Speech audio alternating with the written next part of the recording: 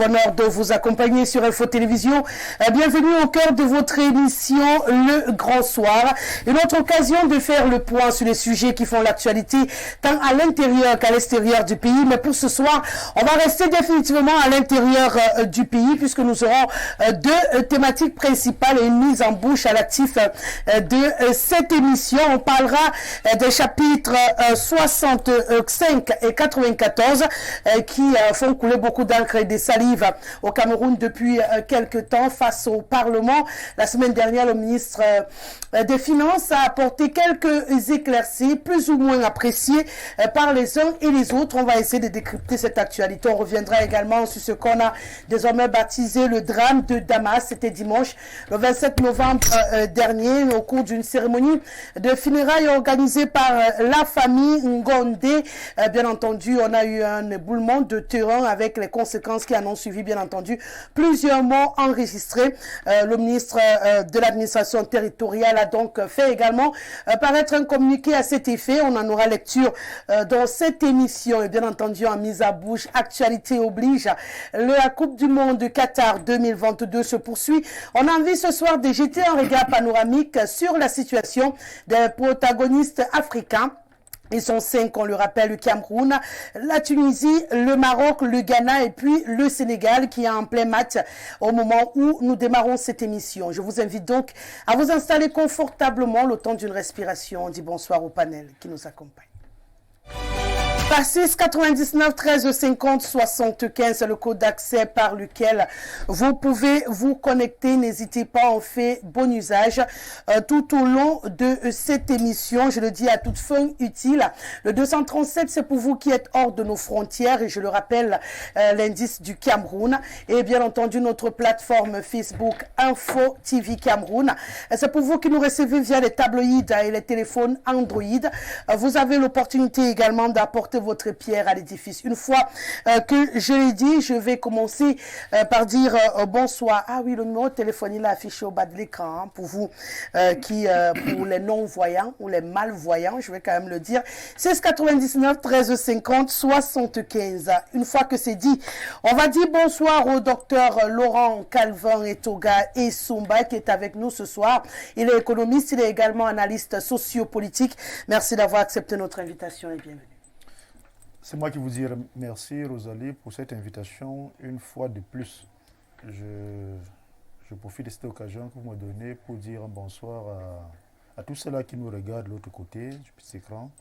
Je dis bonsoir au panel et je me sens honoré au regard de la qualité de ce panel.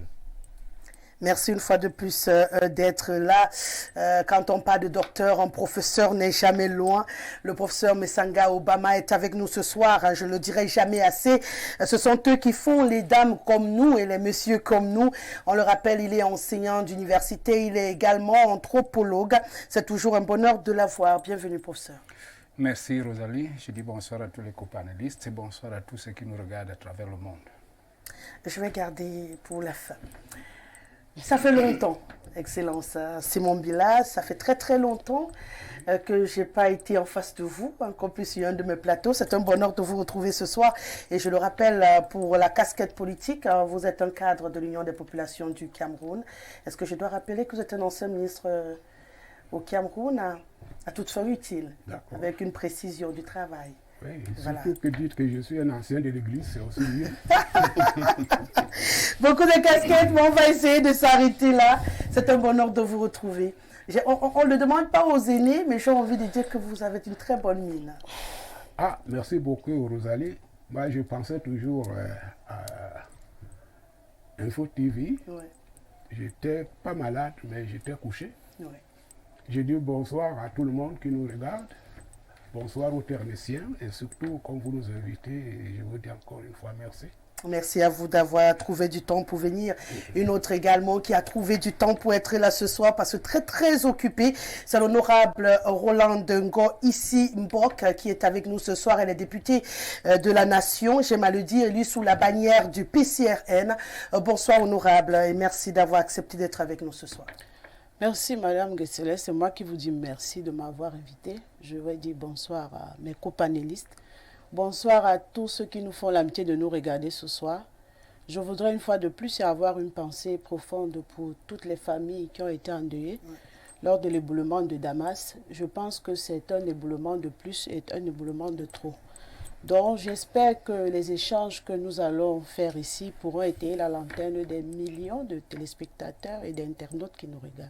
Merci à vous d'être là et votre présence était une nécessité au regard justement des sujets d'actualité. Vous êtes la représentation nationale du peuple et lorsqu'on parle des réalités qui touchent le peuple camerounais, il est important d'avoir également les voix les plus autorisées. Une fois que je l'ai dit, je vous suggère de déguster notre mise en bouche ce soir. C'est l'actualité, c'est le Qatar. Hier, les Lions indomptables du Cameroun ont un tout petit fait transpirer les uns et les autres avec quand même finalement une sortie plus qu'honorable. Hein. On n'aurait pas attendu quand même cette remontada, excellence. Mais à côté, on a le Sénégal. On a, comme je le disais tantôt, qui est en train de jouer en ce moment, qui a quand même une victoire et une défaite à son actif, qui est bien positionné. On a également ceux qui font peur, comme la Tunisie, le Maroc et le Ghana hier. À votre avis, quel regard vous pouvez... J'étais vraiment des regards panoramiques sur la participation des pays africains dans cette Coupe du Monde. Pour moi, je pense que les équipes africaines sont au même niveau que l'équipe internationale. Ouais. Parce que là, quand on parlait de Brésil, de l'Allemagne, aujourd'hui on voit que nos équipes ne sont pas tellement en arrière.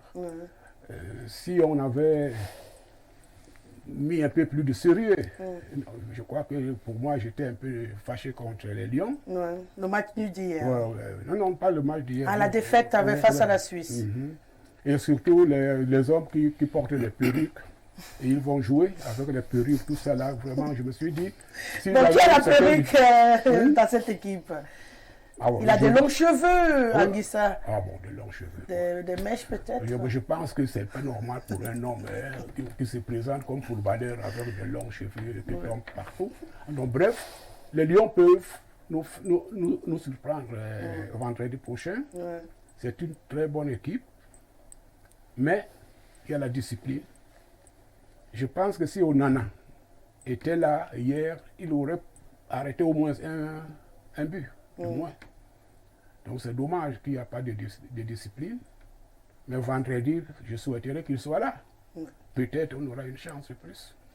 Ah d'accord. Donc vous croyez en Onana? Non, je crois à mon équipe, avec notre ancien gardien. Parce qu'on... Donc avec le nouveau, vous n'y croyez pas? Non, puisque je ne le connaissais pas. Mais vous n'avez pas pris plaisir à le découvrir? Disons qu'en casser 3 buts, vous me dites que je dois être content. Je n'ai pas envie de dire que dans les postures où ces buts sont rentrés, même on en aurait eu du mal. Allez, retenir, professeur Messanga Obama, votre regard sur ces 5 équipes africaines qui sont en course pour cette Coupe du Monde. Oui, je voudrais dire qu'au niveau des compétences, comme le disait son Excellence tout à l'heure, au niveau des compétences, il n'y a vraiment plus de complexe à se faire. Je crois que nous avons des talents parmi les plus grands dans le monde. Mais la différence reste la même, celle qui est dans la superstructure, celle qui organise les clubs, celle qui organise l'équipe nationale. C'est un problème d'organisation et c'est là vraiment notre faiblesse. Il faut le reconnaître. Je crois que lorsque vous regardez la préparation, les Lions indomptables du Cameroun sont, je ne sais pas, en termes de préparation, quelle est la durée qu'il y a eu de préparation? Je crois que c'est l'une des plus courtes en réalité. Et non seulement cela, nous avons tout le temps des polémiques. Vous savez, à chaque défaite, il faut limoger. Soit le coach, soit sacrifier. Ce que j'ai toujours appelé la logique sacrificielle, c'est-à-dire que dès lors que nous sommes dépassés par une organisation, alors il faut chercher quelqu'un pour pendre sur la place publique, oui. Et une fois qu'on l'aura pendu, on attend de nouvelles défaites pour chercher encore d'autres. Et ça ne nous a jamais sauvés. Il faut qu'on prenne le temps pour organiser l'équipe. Vous avez parlé, le Sénégal est actuellement en train de mener sur l'Équateur par 1-0. Je prie vraiment en tant qu'Africain que le Sénégal ait cette deuxième victoire et qu'il passe au second tour. Et vous allez voir que c'est l'une des équipes les plus stables. C'est-à-dire qu'ils ont souvent suivi et qui était également l'une des équipes les plus attendues dans cette compétition. Ils ont suivi les défaites, mais ils ont gardé presque la même structure. Le coach est le même, c'est un coach national, il est là et on ne le pend pas à chaque défaite. Mais chez nous, dès qu'il y a la moindre défaite, il faut sacrifier des gens, il faut sacrifier, si ce n'est pas le coach, il faut sacrifier les joueurs. Ça fait mal. On ne peut pas gagner lorsqu'on est en train de déstabiliser ainsi des valeurs. Donc, moi, je crois que nous avons intérêt à devenir un peu plus sérieux. Je crois que le terme n'est pas une injure. De devenir un peu plus sérieux dans l'organisation. Et je crois que les talents que nous avons ne tarissent pas. On a beaucoup de talents et on peut tout faire mieux.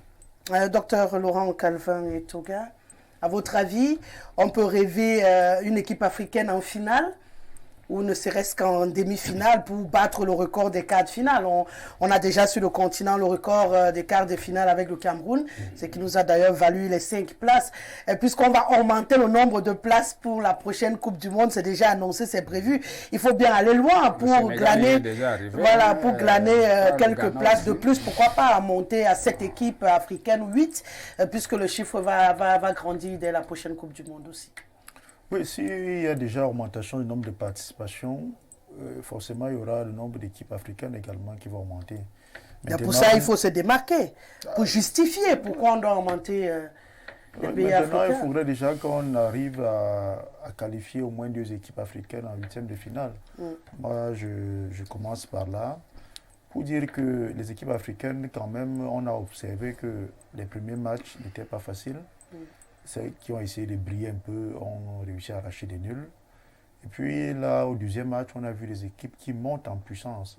Même le Lion, qui était devenu un temps, soit peu, peut-être le Chao, je ne sais pas, a essayé de se relever. Heureusement, il a montré qu'il n'est pas à chaque fois indomptable, ou alors on dit comment, indomptable.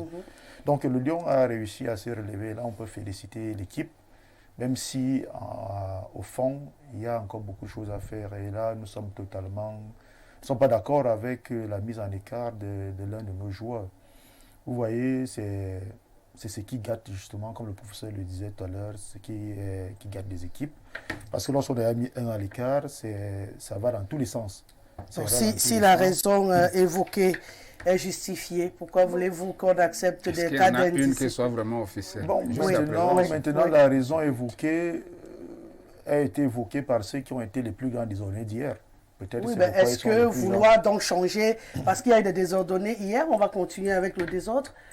Je crois que le principe, on disait souvent en classe que c'est le plus désordonné qui est le meilleur chef de classe, puisqu'il connaît qui fait le désordre. Si les raisons qui l'amènent à devenir un peu indiscipliné sont justifiées, je pense que c'est plutôt la protection des intérêts qui amène cela à dire aujourd'hui que c'est l'élève, le plus mauvais élève qu'il faut sacrifier. Mais en réalité, c'est plutôt des intérêts égoïstes. On peut varier les punitions. C'est-à-dire, ce n'est pas toujours la punition extrême qui est celle qui sied à la moindre faute. Il y a faute. Moi, je ne peux pas absoudre celui qui a fait la faute, mais est-ce la punition la plus idoine qui était celle-là lorsqu'on est en compétition, lorsqu'on connaît les enjeux? Maintenant, il faudrait quand même rappeler que lorsque le gardien André Onana exprime son regret face à sa défense, c'est lui qui a mis le gardien. Il peut quand même dire un mot, bon, pour ne pas dire qu'il est le coach. Maintenant, lorsqu'on observe quand même parmi les 5 équipes africaines qui participent, le Cameroun a la 2e mauvaise défense, parce que le Ghana a 5 buts encaissés, le Cameroun a 4 buts encaissés. Ça prouve quand même qu'il y a des choses à refaire au niveau de la défense. Et pour ma part, il faut le faire rapidement. Sinon, face au Brésil, nous risquons d'être la plus mauvaise défense de la Coupe du Monde. Surtout que c'est l'une des équipes qui est truffée d'attaquants dans cette compétition. Le Brésil, on va dire que quasiment la moitié de l'équipe, ce sont les attaquants. C'est pour dire qu'ils ne sont pas partis pour ne pas marquer de buts. Ils sont partis pour devenir peut-être l'équipe qui aura marqué le plus de buts dans cette compétition. Mais comme vous le dites... Rappelez-vous, je n'ai rien contre un joueur particulier, encore moins contre Nicolas Nkolo, mais je me rappelle qu'en 2014, lorsqu'il était encore tout brillant, il a eu du mal à barrer un certain Neymar, à aller face à lui. Maintenant, 8 ans plus tard, je ne sais pas. Non, on va se dire quand même que l'expérience aussi peut aider. Hein. Neymar a un peu vieilli, lui également, mais ils se connaissent. Ça peut... pas quelqu'un qui a vieilli, mais quand on regarde Camilo Nicolas Nkoulou, on ressent que... Il ne vous a pas rassuré lors du dernier match? Parce que moi, il m'a rassuré. Il a été magistral dans cette défense. Non, pas du tout. Avec 3 buts encaissés, vraiment. Mais ce n'est pas lui qui les a laissés rentrer, les buts. Il a participé. Et je crois qu'il a donné une grande caution. Ah, d'accord. C'est vrai, hein, il faut amender Zambo Anguissa qui a laissé passer tous ces buts-là, a été déversés sur Nkoulou. Bon, chacun a ses amours également dans cette équipe. Zambo Anguissa, on ne peut pas amender Zambo Anguissa. Il a fait un très mauvais match aussi. Ah, justement, parce que nous, on a tous vu que les 2 buts, en plus, c'était la faute à Zambo.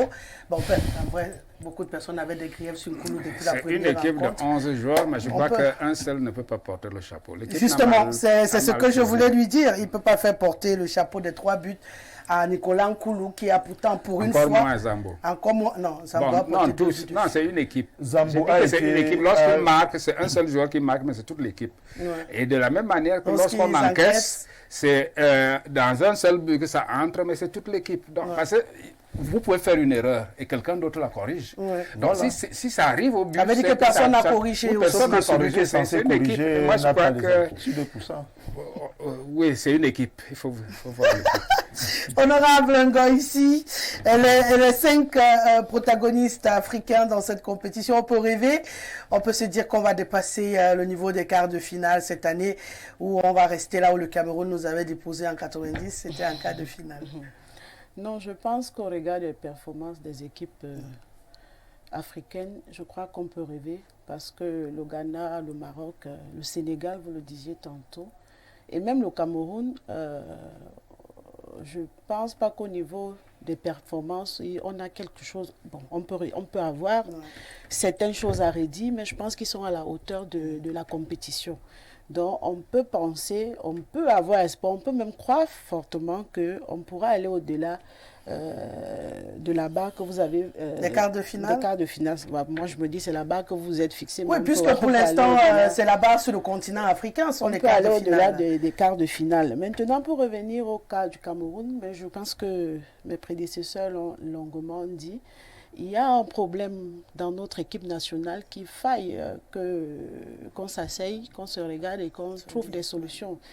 Je ne pense pas que le problème se pose plus au niveau des performances des joueurs. Pour moi, peut-être, je ne suis pas trop spécialiste du football.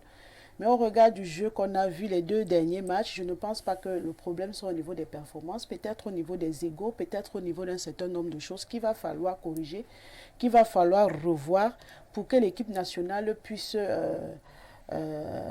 décoller ou bien faire...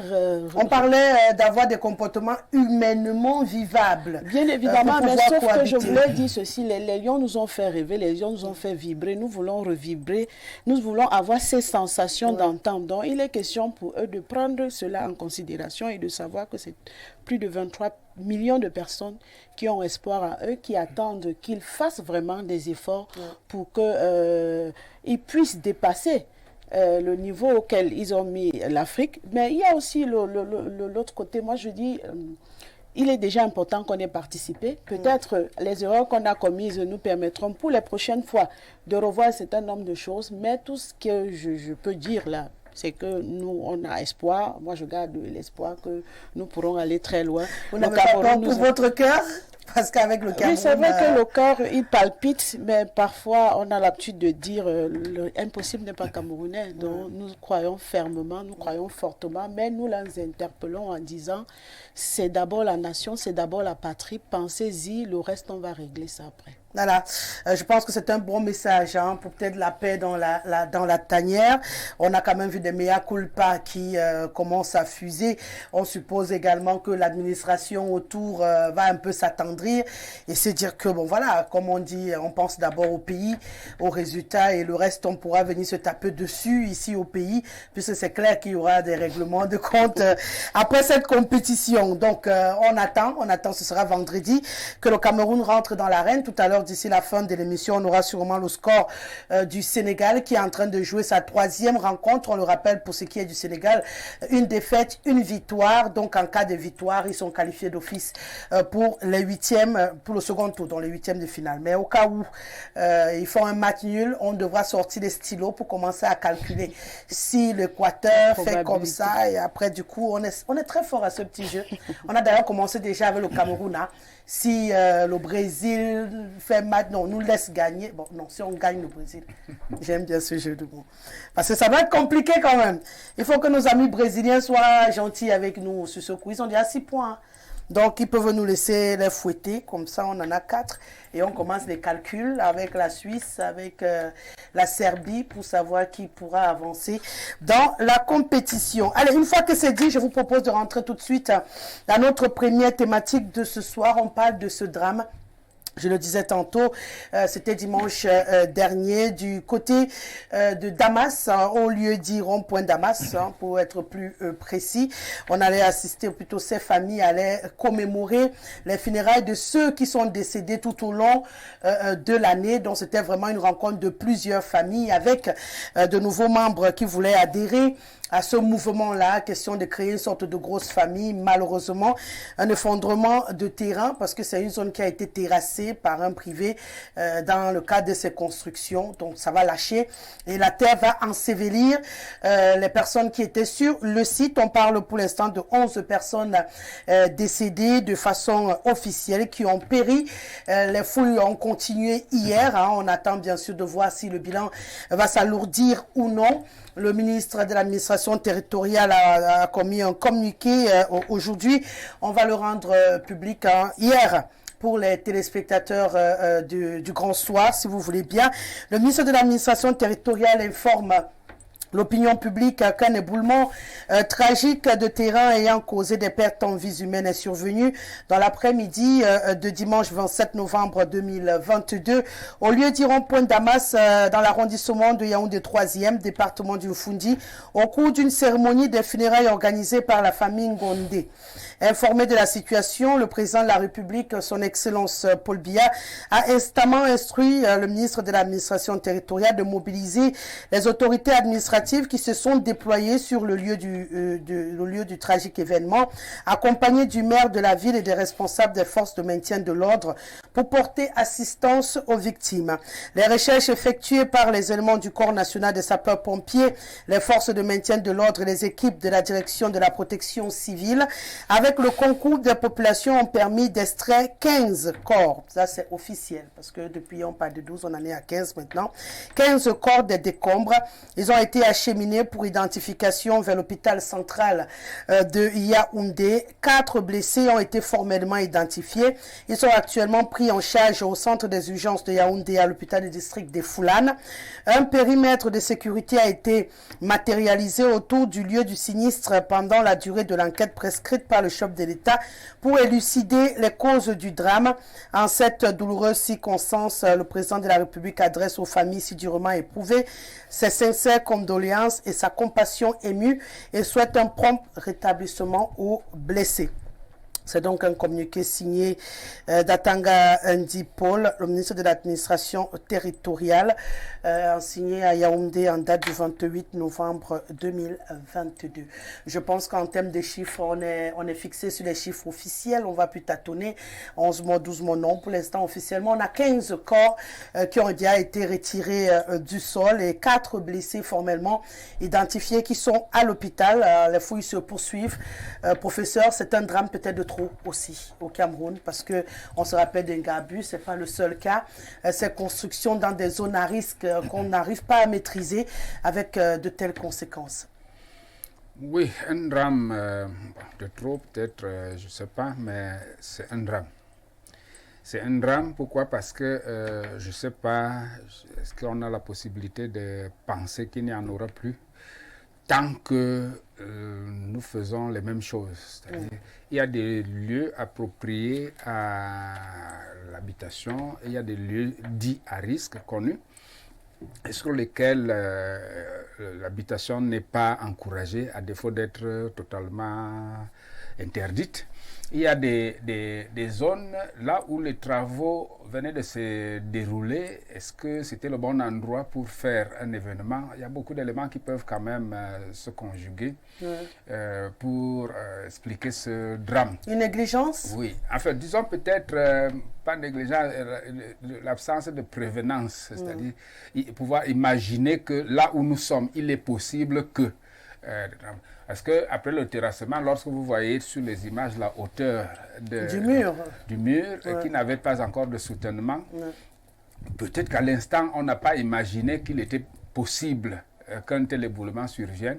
Mais je crois que les techniciens, eux, merci, je crois que la réalisation vient de nous montrer cette affaire, mais les techniciens, eux, pouvaient prévoir que c'est possible. Est-ce que ce n'est pas le fait justement de permis de bâtir qu'on n'a pas pour habitude chez nous de demander quand on veut faire des constructions? Du coup, parfois, ce n'est pas des experts aussi qui peuvent nous prévenir qu'attention, c'est ce mieux que exactement. C'est tout cela qui est considéré. Lorsque je dis que lorsqu'on va habiter un lieu inapproprié, c'est sûr qu'on n'a pas demandé l'autorisation, parce que je ne vois pas une autorité municipale accorder un permis de bâtir sur un site comme celui-ci sans que des précautions préalables aient été prises. Il n'est peut-être pas formellement impossible de construire, mais je crois que des dispositions particulières doivent être prises pour construire sur ce genre de site.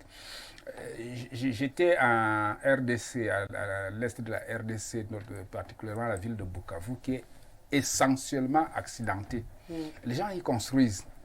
Mais lorsque vous causez avec eux, vous dites, mais c'est pittoresque, c'est beau, vous dites que oui, mais attention, il y a sur ces pentes des endroits qui sont autorisés et des gens y habitent en sécurité, mais ceux qui veulent exagérer parce qu'il n'y a pas suffisamment d'espace, qui s'accrochent, il y a des éboulements comme ça là qui arrivent, mais chaque fois on vous dira toujours que c'est ceux qui n'ont pas voulu respecter la réglementation, ceux qui ne se sont pas approchés des autorités pour voir si les conditions sont tenables pour une habitation, c'est eux qui tombent toujours dans ce genre de problème.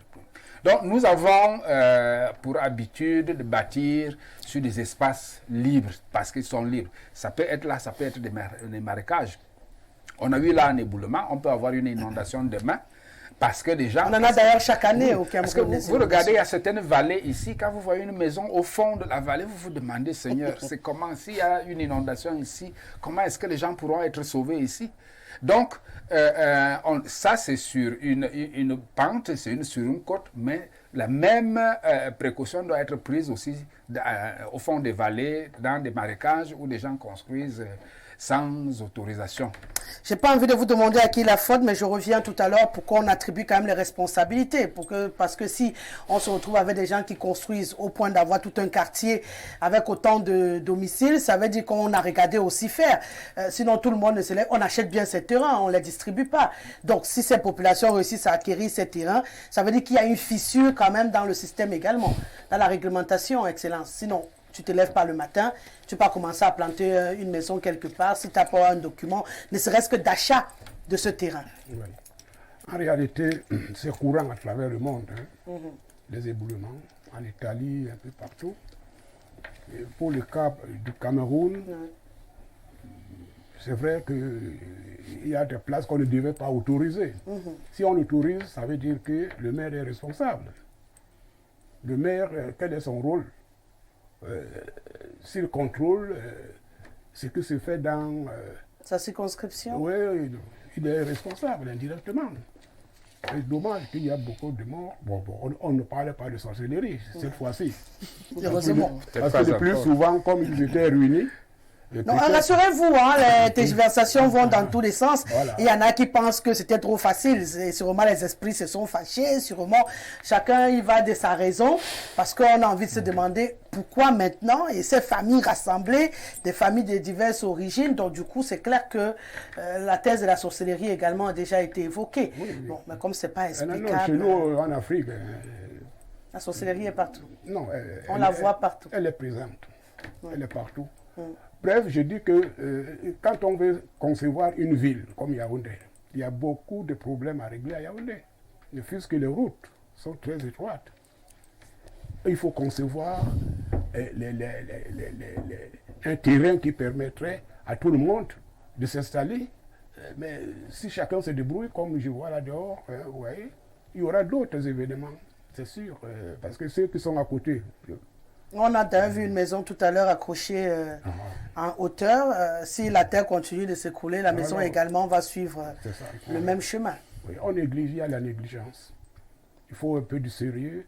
Dans d'autres pays, quand vous voulez construire, il y a l'autorité qui vient s'occuper de la fondation et de faire ce qu'on appelle les caves anti-atomiques. Ça veut dire que la permission de construire, ce n'est pas ce qu'on doit chercher, mais il y a la sécurité. Et il faut concevoir des responsables qui vous disent oui, ça peut marcher, ou attention, on ne peut pas autoriser ici. Mais si on laisse aller, la responsabilité, ce sont les autorités qui n'ont pas encore organisé suffisamment ce qui doit se faire. Honorable Ngo, ici, les autorités responsables de négligence et de laisser les populations s'installer n'importe où on va se dire que ce sont les habitants, ou plutôt les populations camerounaises qui ont du mal à changer de mentalité, à s'habituer également à respecter les règles préétablies. Madame Gessele, je voudrais d'abord revenir sur le communiqué du ministre. Bien sûr, vous avez le droit. Pour pouvoir relever un certain nombre de choses. Déjà qu'il faut saluer le communiqué du ministre de l'administration territoriale parce que ça entre déjà dans ce qu'on a l'habitude de leur reprocher, c'est de communiquer quand il faut, de manière concrète, précise et prompte. Et déjà, je salue déjà cette communication, mais je voudrais relever dans cette communication un certain nombre d'ambiguïtés, notamment sur la prise en charge. On nous dit qu'il y a une prise en charge au niveau des hôpitaux et tout, mais on ne nous dit pas s'il y a une prise en charge psychologique, parce que les gens qui ont vécu ce drame sont psychologiquement affectés. Maintenant, on nous dit que le président de la République a instruit une enquête ouverte. Nous savons bien que les enquêtes au Cameroun sont des enquêtes à durée illimitée. Nous avons encore la souvenance, le drame de Ngouaché. Je ne sais pas si l'enquête a été rendue, parce qu'il faut que les enquêtes aient une durée limitée pour que les responsabilités soient établies, pour qu'on puisse corriger un certain nombre de choses. Maintenant, je voudrais, pour répondre à votre question, je voudrais dire que lorsqu'on parle des populations, la question est celle de savoir est-ce qu'elles sont assez outillées. Est-ce que les populations savent même ce qu'il y a lieu de faire? Parce que, contrairement à ce que je suis en train d'écouter, je n'ai pas entendu que l'éboulement a eu lieu dans une concession. Je ne sais pas si la maison était déjà construite, ou bien c'était un terrain qu'on terrassait pour construire. Ça veut dire que si la famille en question a sollicité cet espace, certainement, j'imagine qu'elle a sollicité aussi des autorités une autorisation. De manifester, parce que au Cameroun, pour pouvoir manifester pour une réunion publique, il faut une autorisation. Si ces autorités donc ont pris sur eux de donner une autorisation à cette famille, alors qu'ils savent que le site est en danger, ça c'est très grave. Il faudrait que justement, c'est pourquoi j'insiste sur l'enquête, on ne peut pas donner une autorisation à une famille de manifester dans un lieu, parce que dans la demande d'autorisation, on vous dit le lieu, l'heure, et donc ça permet à l'autorité de savoir, l'objet aussi, ça permet à l'autorité de savoir exactement où se passe. Parce que si c'était un parti politique d'opposition, vous aurez vu que les militaires, les gendarmes, les policiers devaient sillonner tout autour. Non, il faut qu'on soit un peu sérieux au Cameroun.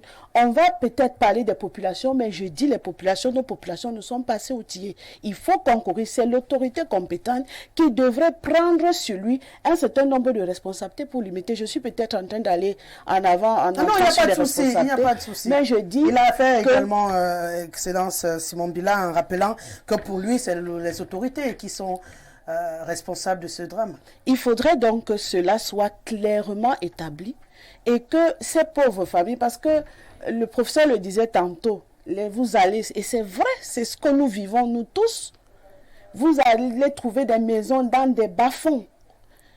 Nous savons bien que les gens, personne ne voudrait se retrouver dans un bas-fond quand il a une certaine aisance. C'est parce que la précarité, un certain nombre de conditions de vie ne permettent pas aux populations de pouvoir se trouver un terrain assez décent. C'est pourquoi aujourd'hui, nous serons là en train de parler du drame de Ngouaché, du drame de Damas, et demain peut-être un autre drame.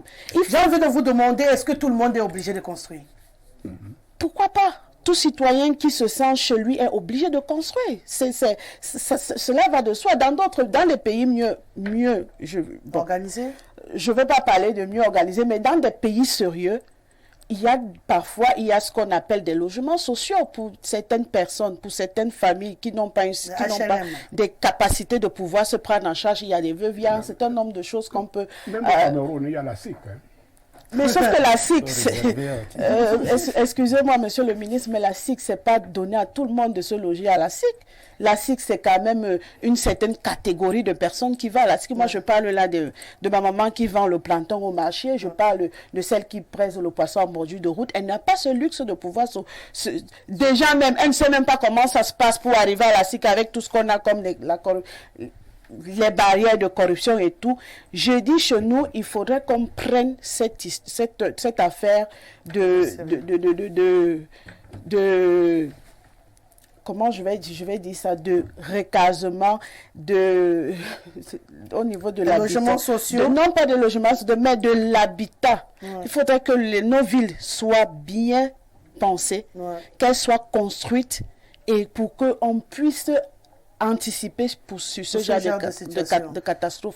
Parce que ce sont des catastrophes quand même qu'on peut prévenir. Nous avons au sein du ministère de l'administration territoriale toute une direction sur la protection civile. La protection civile. C'est le rôle de cette direction-là. C'est pourquoi ne même pas sillonner, s'il le faut, en travaillant avec les collectivités territoriales décentralisées pour répertorier ces lieux-là, ces lieux dangereux et sensibiliser les populations qui y sont en leur donnant toutes les conséquences de rester là, c'est-à-dire que la dangerosité d'être là dans cette... Mais parfois, on le leur dit.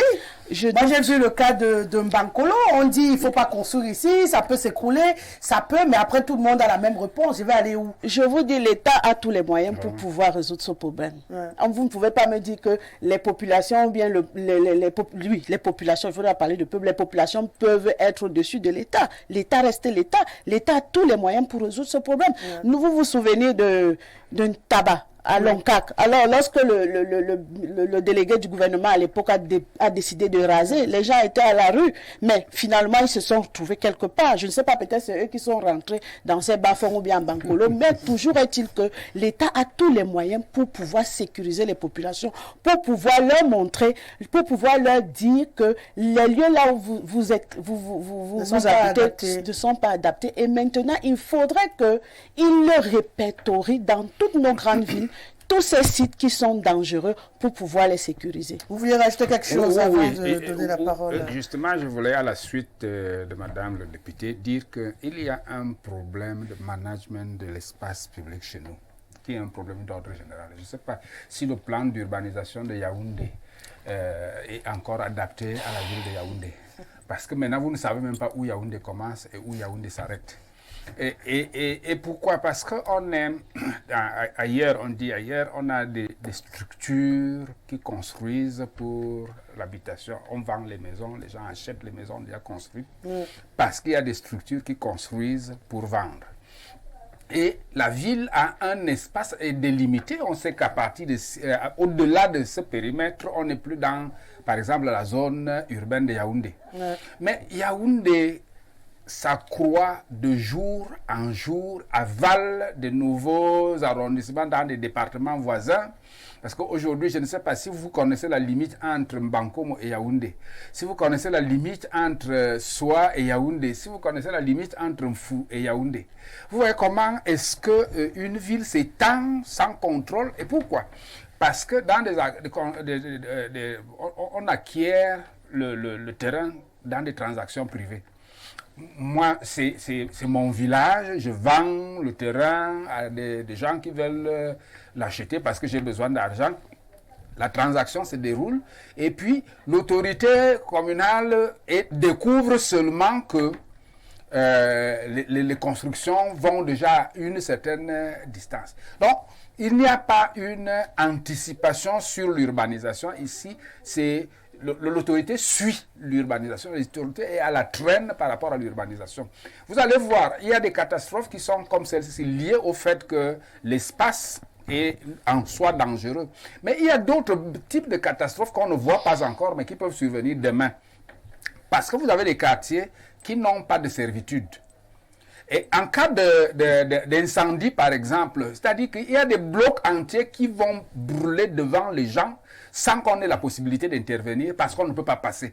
Donc, on a beaucoup de problèmes qu'on a à gérer pour notre habitation dans des zones urbaines parce que l'autorité est à la traîne par rapport à l'occupation de l'espace par les citoyens et qui le font dans des transactions privées et ça, je ne sais pas, tant qu'on n'a pas la possibilité de contrôler le bâtiment lui-même, et on aura toujours ce genre de problème. Bientôt, soit est déjà un quartier de Yaoundé, la ville de Mfouki, un chef-lieu de département, est déjà pratiquement aussi un quartier de Yaoundé. Mbankomo, qui est dans un autre département, est déjà dans la ville de Yaoundé. Avec une telle expansion, qui traduit une chose, c'est que les gens fuient le milieu rural. Parce qu'il y a un autre problème plus grave qui fait fuir les gens du milieu rural pour que tout le monde s'agglutine dans des villes. Et c'est difficile. C'est vrai que j'ai envie de vous demander si on ne peut rien faire, parce que si on dit que l'État... Si les humains ne peuvent rien faire, alors ils ne sont plus humains. Ouais. Donc on peut faire quelque chose, docteur Etouga et Somba, on peut trouver une solution. Et en même temps, il faudrait peut-être que les populations également participent. L'honorable parlait tout à l'heure d'une population qui n'est pas outillée, donc je suppose qui n'est pas informée et qui n'a pas tout le matériel intellectuel à main pour pouvoir savoir qu'on doit aller signaler. Mais je crois également qu'on dit souvent que nul ne peut se prévaloir de ses propres turpitudes. Tout le monde est censé connaître la loi. Donc quand vous décidez de construire votre maison, vous savez quand même ce qu'il faut, même si après... la bonne formule d'un de mes professeurs de philosophie qui disait ça, que bon, les juristes le disent, nul n'est censé ignorer la loi. Quand bien cette loi serait garée dans des livres spéciaux et spécialement réservés aux spécialistes. Voilà. Justement. Ça veut dire qu'en même temps, c'est ce que je voulais compléter. L'accès à toutes ces informations n'est pas facile, mais on est censé aller bousculer aussi un tout petit peu. Et même parfois, faire appliquer ces lois, c'est pas aisé, parce que tout le processus, ne serait-ce que pour le titre fonction, on connaît tout le calvaire. Parfois, quand vous voulez même permis de bâtir, c'est à tête chercheuse. Donc, je pense que c'est des choses qui peuvent également décourager les populations d'y aller, mais on ne peut pas totalement les exempter dans ce genre de situation. Il faut que chacun mette quand même du sien pour que ça bouge. Rosalie, il est très difficile d'exclure ou alors d'exclure la responsabilité des populations dans ce genre de situation. Parce que, voyez-vous, même un enfant de 5 ans, lorsqu'il observe le feu, surtout lorsqu'il a goûté un peu à ce feu, il sait que c'est dangereux. Lorsque vous voyez un marécage, vous savez que c'est dangereux d'y vivre. Lorsque vous voyez un mur bizarrement placé, votre esprit vous dit quand même qu'à ce niveau, il y a un danger. Elle a soulevé un problème. Si on n'a pas les moyens d'aller ailleurs, ça peut bloquer aussi notre ressenti. Pour dire que de façon logique, lorsqu'on voit quand même un danger, on sait qu'on est en face d'un danger. Quelle que soit la formule qu'on peut utiliser. Mais il est vrai que les problèmes économiques sont à l'origine de ces situations. Les problèmes économiques, c'est-à-dire le manque du pain, le manque de... Lorsqu'on ne peut pas régler ces problèmes physiologiques, c'est-à-dire les problèmes primaires, se loger, manger, se nourrir et puis se vêtir même, on se retrouve dans ce genre de situation. Voyez-vous, lorsqu'on ne peut pas régler les problèmes de base, alors sa vie n'a même pas de sens. Je vous repose donc la même question. Tout le monde est obligé de construire? Est-ce que tout le monde est obligé d'avoir une maison? Que non, tout le monde n'est pas obligé de construire. Oui, d'habiter quelque part. Tout le monde n'est pas obligé de construire, mais tout le monde est obligé de se loger. Oui, ça, nous sommes d'accord. Lorsque tout le monde n'est pas obligé de construire, maintenant, est-ce que tout le monde a les moyens de se loger? C'est l'autre question. Ouais. Lorsqu'on peut se construire, c'est une chose. Mais est-ce qu'on peut se loger? C'est une autre chose. Lorsque les logements réservés aux pauvres appartiennent déjà aux riches, vous croyez que c'est n'importe qui peut aller à la SIC pour demander un logement? D'ailleurs, les SIC sont, je vais dire, héréditaires. Oui, c'est-à-dire c'est une succession. C'est devenu un héritage. Je confie à celui qui vient après moi. On ne sait même plus vers qui aller pour acquérir un logement public. Donc, il y a cet C'est même de la sous-location. Parce qu'en réalité, vous avez les mêmes locataires qui sont déjà chez eux, mais qui mettent les gens dans un logement qui leur est attribué, mais c'est de la sous-location. Quel que soit le nom qu'on peut donner à cela, mais on voit quand même que c'est une forme de... C'est la pratique. De pratiques qui ne norment pas le pays et surtout encore. Parce que ceux-là qui occupent ces logements ont des revenus suffisamment intéressants qui leur permettent de louer même au quartier. Ou alors même ils ont parfois des logements attribués par l'État, mais ils continuent d'habiter dans des cycles où ils gardent, parfois même ce sont des amis, des petits copains, qui gardent dans ces logements au détriment de ceux-là qui doivent même les occuper. Vous voyez qu'à ce moment-là, on se dit que ceux qui doivent être aidés ne sont pas aidés pour acquérir un logement. Maintenant, je voudrais chuter en convoquant ici la gestion des risques et la gestion des catastrophes dans notre pays. Parce que, voyez-vous, un risque comme celui-là doit être géré d'avance. Soit, je ne sais pas quelle autorité compétente dans ce genre de situation. Est-ce que c'est le ministre de l'Habitat? Est-ce que c'est le MINAT? Ça, c'est autre chose. Hein. Est-ce que ce sont des collectivités? C'est des mairies. Là, c'est autre chose. Parce que là, on ne peut pas véritablement isoler les responsabilités. Pourquoi? Parce qu'il n'y a pas de communication dans ce genre de situation. On doit pouvoir dire aux gens que lorsque vous avez lorsque vous voulez habiter à tel endroit, voilà comment vous devez vous... Dites-nous concrètement, vous voulez qu'il fasse quoi? Le maire dans le secteur fasse des publications partout à longueur de journée? Écoutez, moi je vois souvent, lorsqu'on va, je ne sais pas si ça existe encore, on occupait à un moment donné les routes, on voyait ici 5 morts, ici 20 morts, ici, c'est-à-dire des communications comme ça. Mais lorsque un site est accidenté, on doit pouvoir communiquer également, dire aux populations que là, c'était dangereux. Et puis une maison ne se construit pas en un jour. Aussi.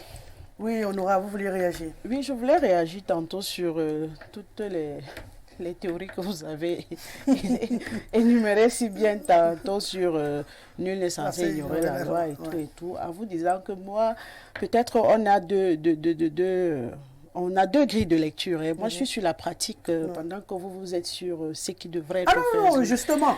C'est d'abord ce qui devrait être fait maintenant dans le concret. C'est pour dire qu'en réalité, ce problème, sa solution, moi, j'estime, je pense humblement que sa solution se trouvait dans la décentralisation.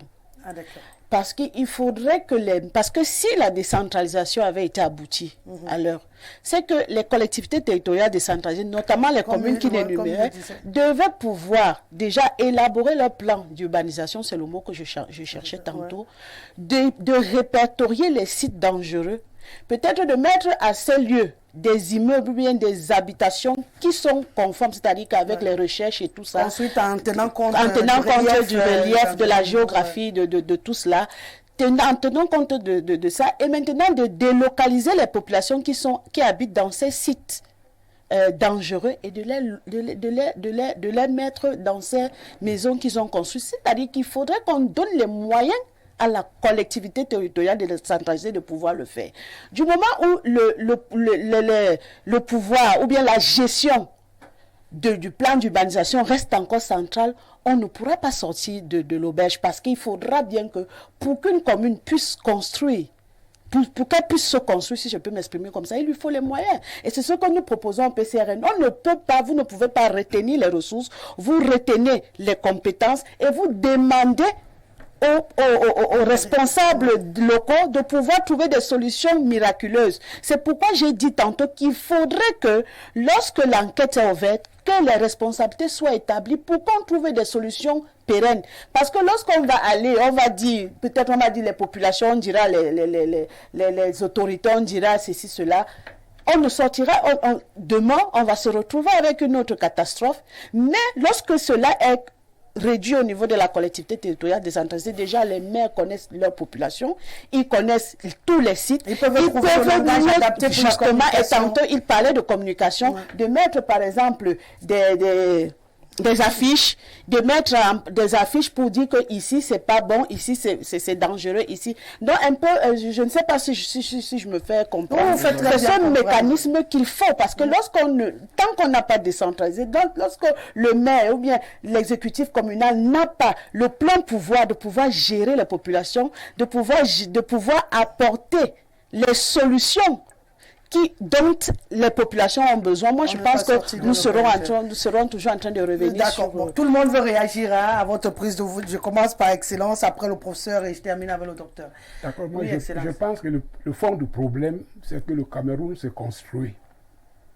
À l'heure actuelle, l'État n'a pas encore posé les actes qu'on attend d'un État. Ouais. Le professeur a très bien dit que l'État est presque à la traîne. Ouais. On devait concevoir des quartiers, prévoir. On parlait tout à l'heure du plan d'urbanisation. Prévoir tout ce qu'il faut pour que les gens viennent vivre là. Aujourd'hui, on ne s'en occupe pas. Décentraliser, c'est très beau. Mais décentraliser sans moyens, c'est encore nul. Donc moi, je pense que de pareilles situations, on fait des enquêtes. Quelle enquête on va faire? L'enquête ne peut pas se faire de manière survolée. L'enquête se fait sur le terrain. Et le terrain, le meilleur endroit où on peut faire cette enquête, c'est au niveau de la collectivité territoriale, c'est au niveau de la commune. On ne peut pas aller au-delà, on ne peut pas imaginer, on ne peut pas rêver une ville sans toutefois aller au niveau de la base, sans toutefois être au niveau de la base. Il faut une conception verticale, parce qu'on ne peut pas rester horizontalement, comme ce qui est fait actuellement. Il faut une conception verticale. On quitte du bas vers le haut. Pour moi, c'est la solution qui s'adapte à ce que nous sommes en train de vivre. Mais je vous dis ceci, que le Cameroun se construit. C'est qu'on depuis doit 60 faire ans. Pour sécuriser tout ce que nous voyons là maintenant. On n'a pas encore commencé. Il faut dessiner une ville. Allez-y en Europe, vous verrez, on conçoit une ville. Et comment on va réussir à la dessiner sur des terrains déjà occupés? Voilà. C'est la question que ça le problème. Ça veut dire qu'on devait d'abord prévoir comment on va habiter ici. Comment cette ville, est-ce que le sapeur-pompier peut intervenir? Il faut prévoir. Et en ce temps, vous donnez le permis de conduire. Alors aujourd'hui, je crois que l'État n'a pas encore commencé à jouer son vrai rôle. On ne peut pas laisser la population comme ça, chacun se débrouille. On fait un fond de gouffre parce qu'il doit trouver une chambre. Il doit aussi dormir. Donc le problème regarde l'État. Qu'est-ce que l'État doit faire? Décentraliser, oui, donner les moyens. Mais décentraliser, c'est nouveau. On n'a pas encore vécu ce que la décentralisation va donner. Donc vous avez l'impression qu'on n'a même pas encore assimilé on n'a pas encore commencé à poser des actes qui permettent à la population d'être en sécurité. C'est de ça qu'il s'agit. Là maintenant, on parlait d'un cas, il y en a à Douala, il y a quand il y a une pluie, voilà, vous vous trouvez dans une rivière. Tout ceci, pourquoi? Parce qu'on n'a pas encore réfléchi pour comment notre pays doit s'agrandir, comment on doit protéger les populations. Est-ce que ces populations sont les bienvenues même dans les villes? Sinon, on essaie à être bien dans les zones rurales. C'est chacun pour soi. Professeur, je n'ai pas envie d'être pessimiste, mais si on écoute Excellence, Honorable a pensé à la décentralisation, Honorable dit qu'on n'a même pas encore commencé à assimiler le mot décentralisation et que parti comme on est parti, on réfléchit encore comment dessiner le Cameroun. Voilà. Si on doit suivre ce pas-là, ça veut dire qu'on est mort. Non, en fait, moi je pense qu'il n'y a pas de panacée ni en politique ni dans aucun autre domaine. Je crois que la décentralisation n'a de sens, n'a de contenu quand il y a une volonté politique. Et je crois que c'est la volonté politique qui est première. Les communautés territoriales décentralisées. Vous trouvez qu'on n'est même pas encore. Non, je dis ceci, les collectivités territoriales décentralisées existent. Donc, si l'autorité municipale actuelle veut faire le travail, elle va faire le travail. Elle devra faire le travail jusqu'à ce qu'elle prouve qu'elle n'a plus le moyen pour le faire. Qu'est-ce que je veux dire? Recenser, par exemple, les zones accidentées n'est pas la chose la plus coûteuse dans une commune, il me semble. Je dis seulement recenser, parce qu'il est possible de mettre à contribution le personnel de la commune ou des structures qui peuvent collaborer avec cette... donc, pour recenser. Bon, mais maintenant, lorsqu'il va falloir peut-être une mise je sais pas, en fonction d'une opération qui va coûter de l'argent, à ce moment-là, on peut évoquer le problème. Mais je dis l'autorité actuelle peut fonctionner. L'autorité actuelle peut voir comment on construit une maison, comment cette maison construit. Allez dans les quartiers, vous allez voir, dès que vous avez commencé un chantier, dès que vous avez commencé, les agents municipaux sont déjà là. Voilà. Mais la préoccupation est laquelle? C'est de voir est-ce que vous avez payé à la... Vous avez payé, est-ce que vous avez payé, est-ce que vous avez payé, est-ce que vous avez payé. Donc, on ne vient pas avec une logique de gestion du territoire, mais on vient avec une logique de récolte des recettes. Donc, si l'autorité municipale actuelle veut travailler, elle va travailler. C'est pour ça que je parle de volonté politique, même à ce niveau-là. Donc, moi, je pense que, nous l'avons dit, le plan de New York n'a pas encore été dépassé, hein, plusieurs siècles après qu'on ait imaginé cette ville. Pourquoi? Parce qu'on ne construit pas n'importe comment. Vous ne pouvez pas dépasser un certain seuil pour une certaine zone pour construire. Non, vous n'êtes plus dans cette commune. Non, vous allez construire ailleurs. Donc, Yaoundé, quelle est la limite de la ville de Yaoundé? Je suis sûr que ni le maire de la ville, ni les maires des communes d'arrondissement ne peuvent le dire. Non, ils peuvent le dire, professeur. Non, mais parce que ils peuvent le dire. Vous savez... Ils ont juste un problème, c'est qu'ils calquent leur management au management central. En fait, c'est ça leur problème, c'est la difficulté qu'ils ont, mais je pense qu'ils maîtrisent les limites. Parce que chacun c'est la limite de son territoire de compétence. Lorsque vous le dites ainsi, ça peut passer. Mais vous savez, quand moi je vais sur la route d'Nkwaba, Yaoundé finit en fait à Bitin. À Bitin, justement. Mais quand visiblement là, où est la limite entre la ville de... C'est-à-dire, Nkwaba est un quartier de Yaoundé, de manière pratique. Non, mais on va vous dire qu'administrativement, Nkwaba appartient à Nkola Famba.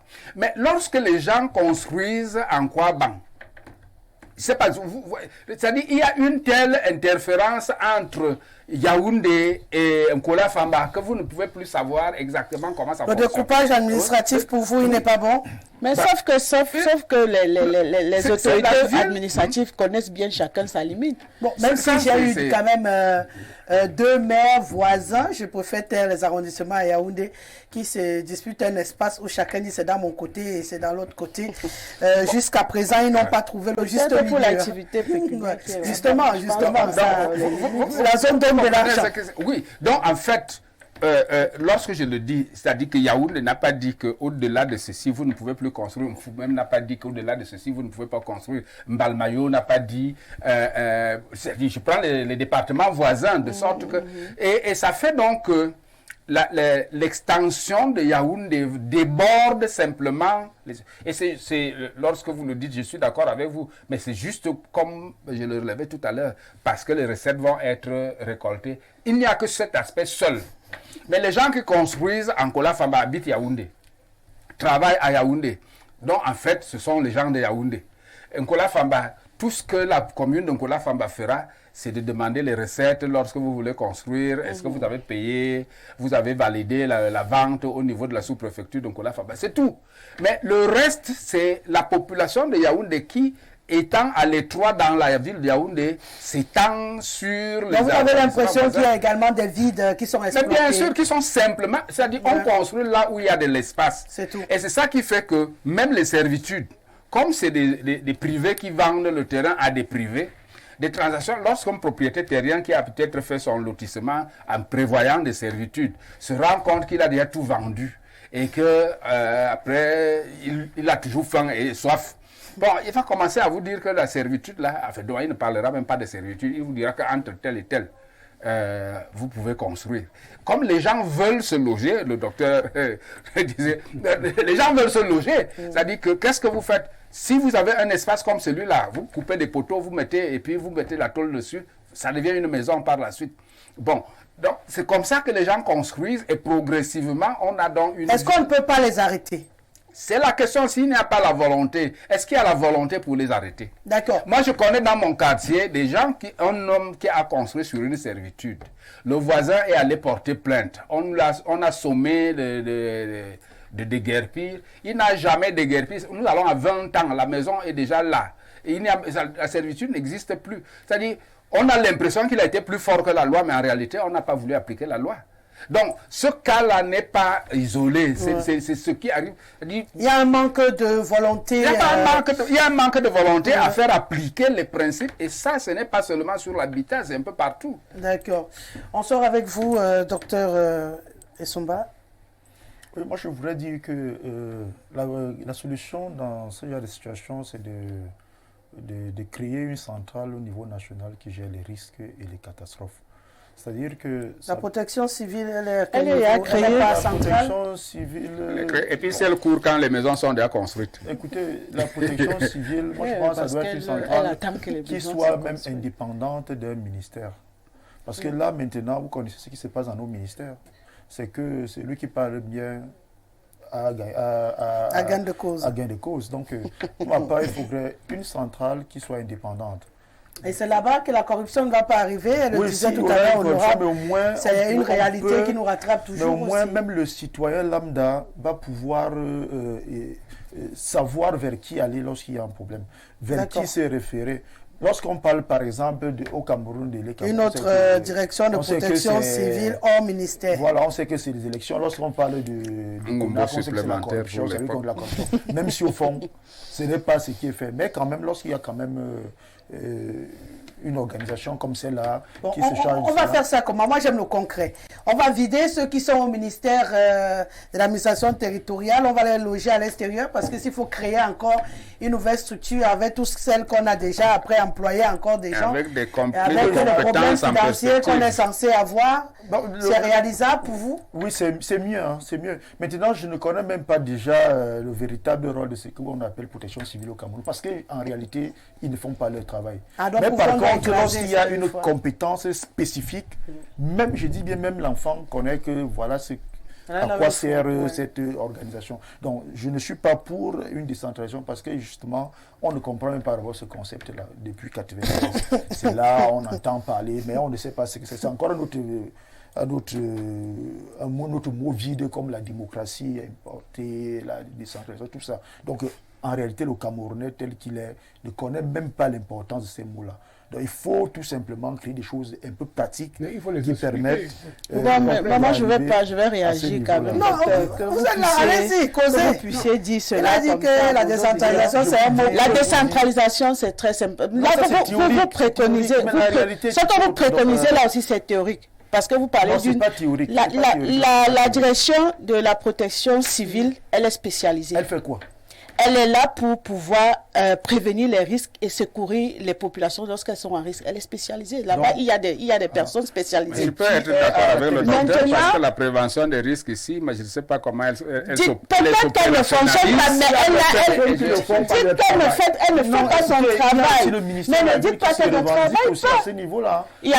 En fait, si vous allez regarder la nomenclature des ministères, il y a beaucoup qui s'entrent, il y a beaucoup de c'est de ça qu'il est question. On s'entremêle les pieds. Le fait d'avoir une entité autonome, je ne pense pas qu'au niveau central comprendra les problèmes qui se posent par exemple à l'extrême nord. Mais moi, ce que je voulais dire, pour ce qui est de la décentralisation, la décentralisation, c'est le transfert des compétences vers les collectivités territoriales décentralisées. C'est aussi simple que ça. Une collectivité territoriale décentralisée, chacun de nous ici vit dans une commune. On appartient tous à une commune. Et le développement d'un État commence par la commune.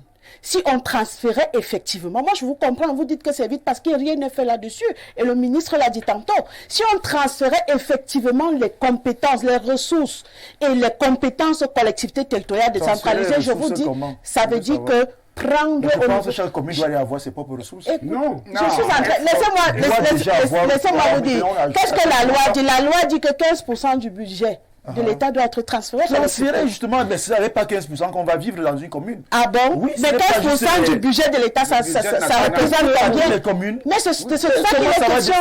Mais attendez, 15% du budget du Cameroun représente combien? Mais si ça représente, il faut au moins qu'on commence par là. Non, moi je suis d'accord avec vous que ça ne représente rien. Mais il faut au moins qu'on commence par là. Il faut au moins qu'on commence par là. Vous n'allez pas dire que les communes doivent avoir leurs ressources. Comparons un peu les communes. Prenons la commune de ressources. Non. L'État transfère quelques petites. J'ai comme l'impression qu'on se comprend pas. Bon, pour qu'on puisse avancer, docteur Essomba et Touga, il se trouve que les communes ne se ressemblent pas. Justement, c'est donc ça que je parle. Laissez j'aille jusqu'au bout. Les communes ne se ressemblent pas, donc ne peuvent pas avoir les mêmes possibilités de glaner de l'argent, des ressources, et pourtant toutes ces communes doivent vivre et exister. Bien sûr. C'est la raison pour laquelle. Non. C'est la raison pour laquelle. S'il vous plaît. C'est la décentralisation. Vous dites tantôt que c'est un. S'il vous plaît. Justement, c'est ce qu'on vous dit.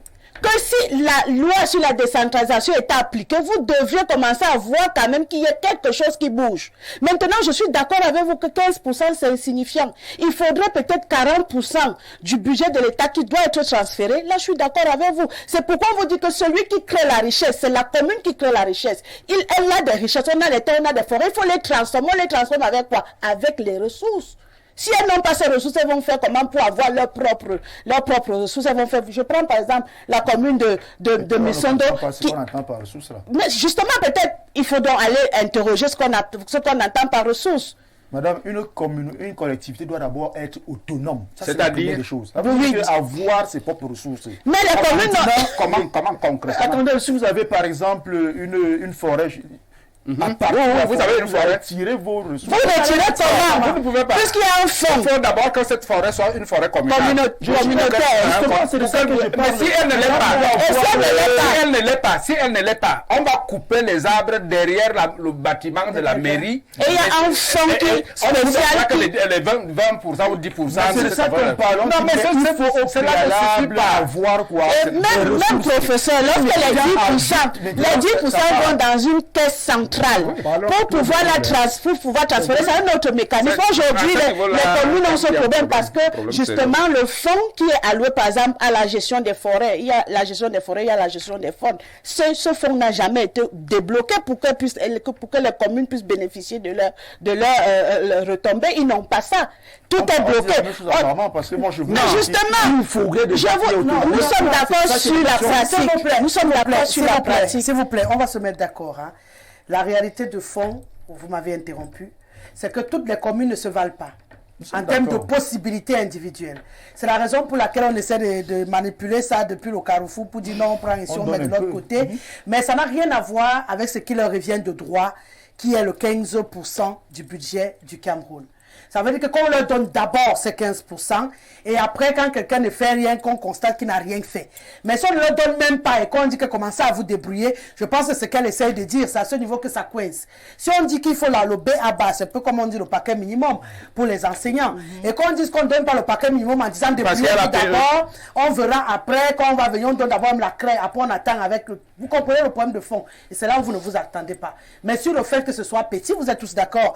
Les 15% c'est insignifiant, il faut plus, mais qu'on verse d'abord les 15% et après on va attendre la suite. Je pense que là, tout le monde sera d'accord. Les communes existent toujours, depuis. Bien sûr. Et ces communes ne peuvent pas faire quelque chose.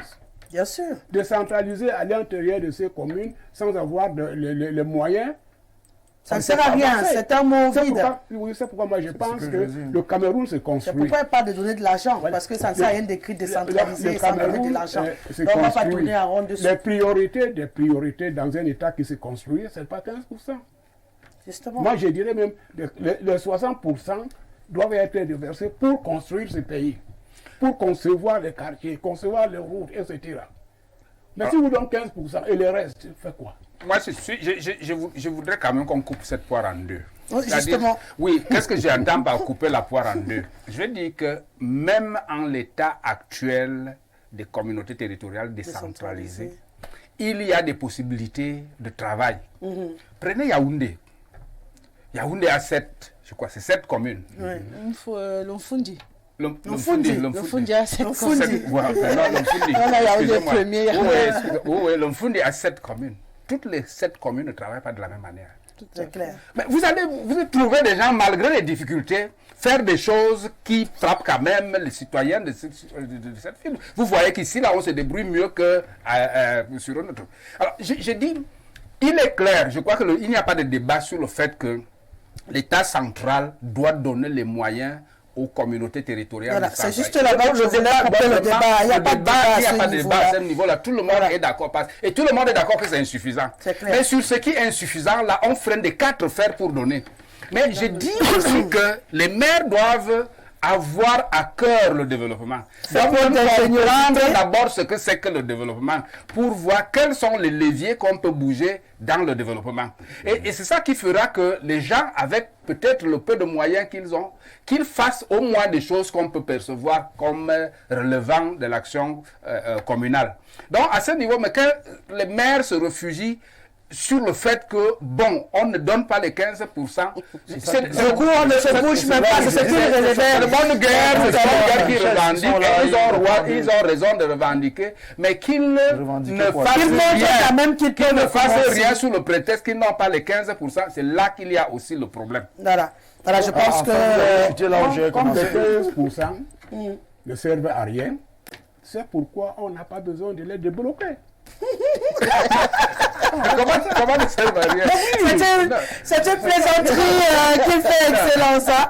Il va simplement dire que puisqu'on dit que c'est insignifiant, c'est peut-être pourquoi ils ne sont pas pressés de faire sortir. En tout cas, on va comprendre pour les uns et les autres que bien que l'État doive un peu plus s'impliquer pour rectifier le tir et qu'on n'ait plus ce genre de drame, il faudrait également de manière générale, on met le citoyen au cœur de l'action politique. Contre une centrale. La priorité pour un État, de manière c'est pour construire son pays. Ouais. Si on veut... Donc le gouvernement camerounais construit sur le pays. Voilà. Et le citoyen doit être au cœur de tout. C'est-à-dire que l'homme est au centre de tout développement économique, que ce soit économique, social. Et tant qu'on ne pense pas, on penser d'abord aux citoyens. Et il faut une solution pour la gestion des catastrophes au Cameroun également, parce que pour l'instant, tout le monde est d'accord sur ce plateau à dire que la direction de la protection civile ne protège pas encore correctement.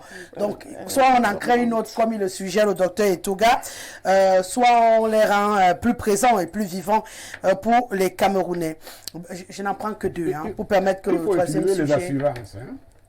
Ce sont les assurances qui peuvent couvrir les catastrophes. Quel genre d'assurance? Les assurances, non? Ah non, que les Camerounais aillent s'assurer. On va augmenter les catastrophes parce que les assurances doivent évidemment fonctionner.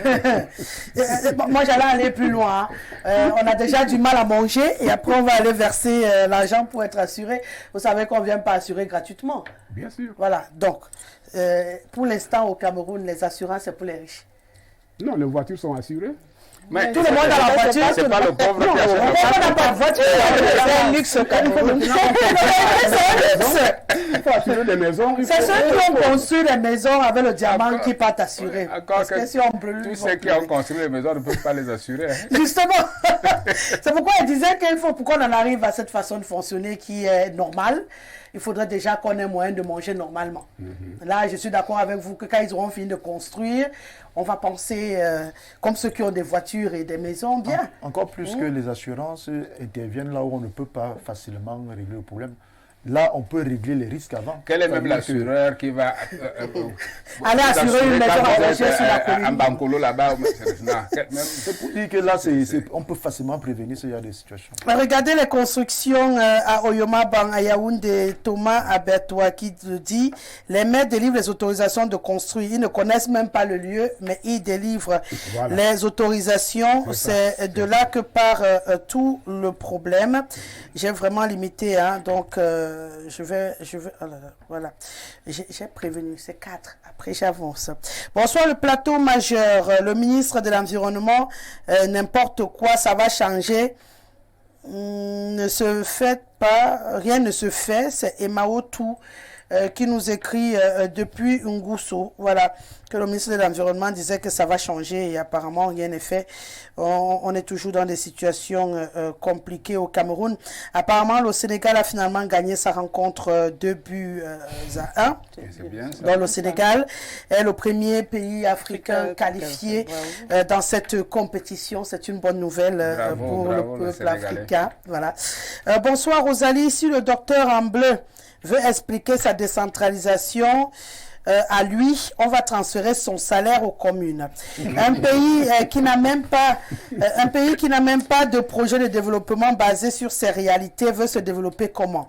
Au Cameroun, l'argent sert juste à l'entretenir, la conservation du pouvoir. Tout est fait en modèle de campagne électorale pour montrer au président qu'on mérite l'échec. C'est Rodrigue depuis Ngaoundéré qui nous le dit ce soir. Non, on ne va pas prendre le salaire du... Ah, il n'a rien compris. Moi, du docteur, non, il a compris. Laisse. Ouais, madame, c'est grave de savoir que sur votre plateau, les gens ignorent qu'en France et partout ailleurs, les gens construisent au flanc des collines. Et éboulement, c'est partout. C'est Paul depuis Ouagadougou qui nous le dit ce soir. Donc, autant mieux se préparer donc à ensevelir les gens chaque fois. Paul depuis Ouaga, parce que les gens... On n'a pas dit que le relief, il faut qu'il tienne compte du relief. On n'a pas dit que les gens ne construisent pas sur les flancs de collines, mais en respectant la technique qui va avec. Ça veut dire qu'on ne construit pas. On a des études à faire avant de pouvoir construire sur un flanc de colline. De donner un permis de bâtir. Et je vous rassure que ce n'est pas tout le monde qui peut construire sur un flanc de colline parce que c'est plus coûteux que de construire sur un terrain plat. Et vous allez remarquer, c'est des gens très aisés qui ont envie de s'isoler, qui ont ce genre de construction et qui ont coûté généralement des sommes faramineuses. Donc, mais ici, chez nous, c'est pour les pauvres, entre guillemets. Et on ne tient pas compte du relief. Donc, c'est ça le danger. La protection civile doit quitter le MINAT et devenir une agence pour être plus opérationnelle. C'est Molu qui nous le dit depuis Yaoundé. Tant qu'ils sont là-bas, ils ne servent à rien. Bonsoir le plateau, c'est le tout dernier que je vais prendre.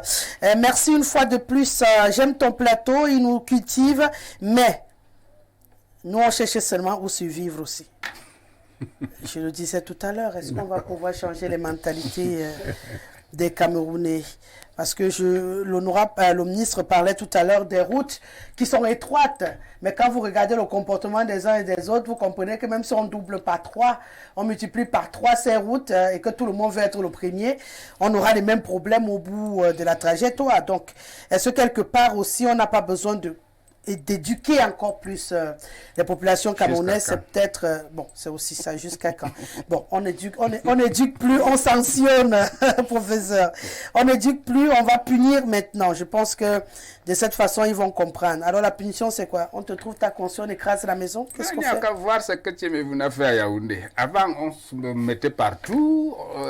Quand il a mené ses sabots, on a menacé, on a fait tout ce qu'on a. Mais aujourd'hui, quand vous avez un véhicule, vous cherchez où vous me rangez, vous allez réfléchir par 2 fois. Oui, c'est vrai aussi. Et les gens se disciplinent tout seuls. Pourquoi? Parce que 25 000, ce n'est pas facile. Donc, tant qu'il n'y avait pas les 25 000 à payer, bon, on se mettait là où on voulait, on dit, bon, j'arrive. On laisse le véhicule au milieu de la chaussée. Mais maintenant, chacun réfléchit par 2 fois avant de laisser son véhicule quelque part. Non, on peut être discipliné partout. Voilà, une transition respiratoire et on rentre dans la deuxième thématique de cette émission. Parler à présent des chapitres 65 et 94, puisqu'on parle de budget de l'État du Cameroun. On rappelle que ces chapitres budgétaires qui supportent les dépenses imprévues de l'État font l'objet de grosses supputations et d'analyses depuis quelque temps au Cameroun, plus ou moins appréciées, erronées ou non. On aura l'occasion encore sur ce plateau de s'ouvrir. Le ministre des Finances était donc face au Parlement la semaine dernière, en fin de semaine. Et il faut dire que l'audit diligenté par le chef de l'État, Paul Biya, sur ces chapitres budgétaires, je le rappelle, 65 et 94, a donc laissé libre cours à toutes sortes de réflexions. On a eu envie d'y voir clair, mais pour beaucoup qui ont regardé le passage du ministre des Finances à l'Assemblée, ça a plutôt laissé un goût aigre-doux ou peut-être parfois un peu de colère pour certains face à certaines explications qui sont restées à la limite des non-dits des vides qui ont envie d'être remplis, mais on ne sait pas où trouver les possibilités de les remplir, honorable. Vous étiez au Parlement, vous avez vécu de fond en club, on a vu des députés péter un câble, entre guillemets, s'élever pour marquer leur désapprobation, non seulement face à la posture du ministre qui a été plus ou moins appréciée par les uns et les autres, mais également par les propos qui ont été tenus, qui par moments ont poussé, pour ceux que j'ai pu interroger, par la suite, les uns et les autres également à ne pas apprécier.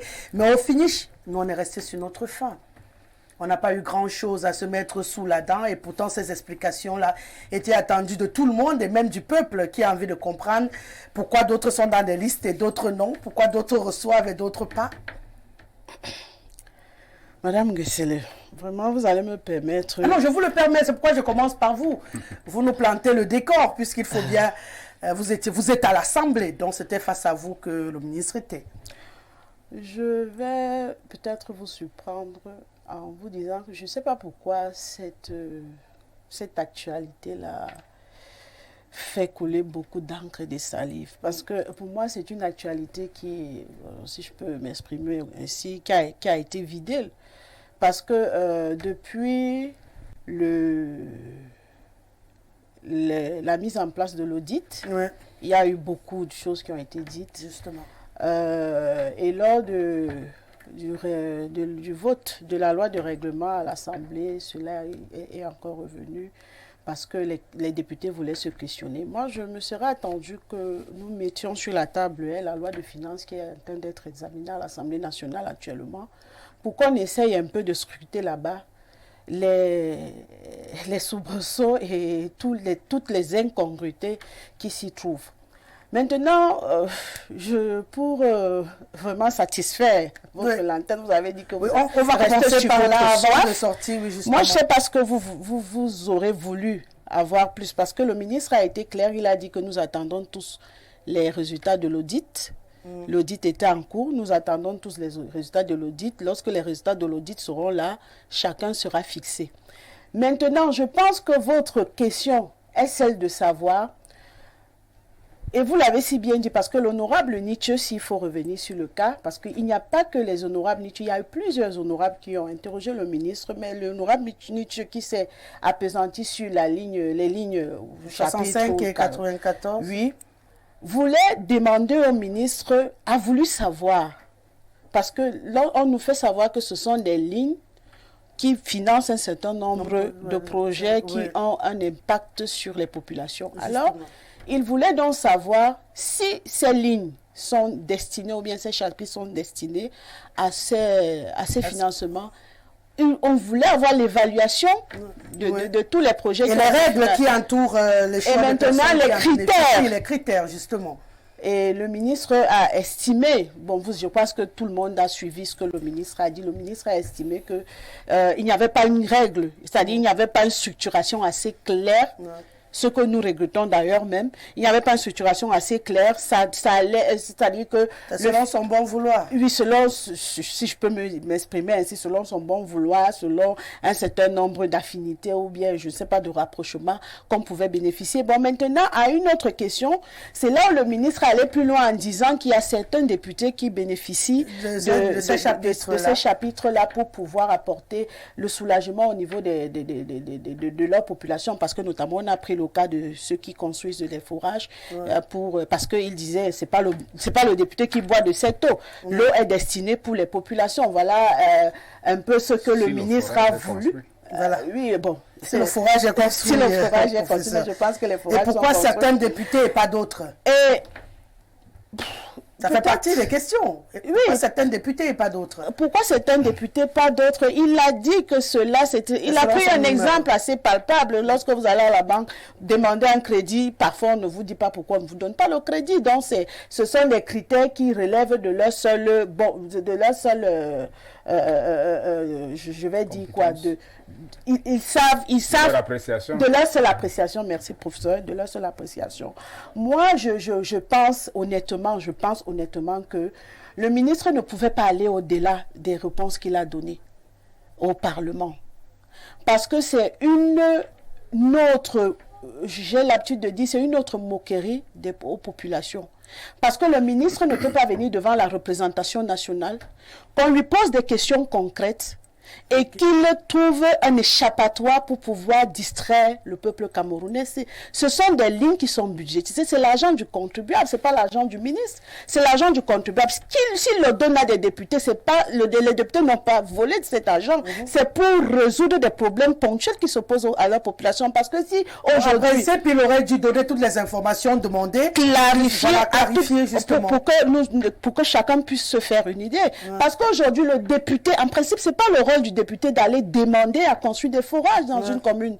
Le député, c'est pas son rôle. La commune doit, de manière naturelle, construire des forages. Mais lorsqu'il n'y a pas de forage, vous savez, vous pouvez imaginer qu'il n'y a pas d'eau dans les villages. Le député il prend à la fois la place du maire, il prend la place de l'État pour pouvoir faire cela. Et que le ministre vienne trouver comme réponse de brandir pour distraire que les députés de l'opposition bénéficient aussi de cette... Mais c'est tout à fait normal. Si un député voudrait, pour pouvoir répondre à un besoin, parce que lorsque nous faisons nos tournées parlementaires, nous avons des besoins qui se posent au niveau de la base.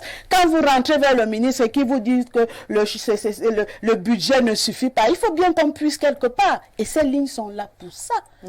Maintenant, il a dit... dans son propos que l'audit, c'est quelque chose de normal dans le fonctionnement c'est clair. Personne n'a dit le contraire, mais sauf que l'audit est normal, mais l'audit aussi, on a besoin des résultats à une période bien déterminée. Puisque là, on ne peut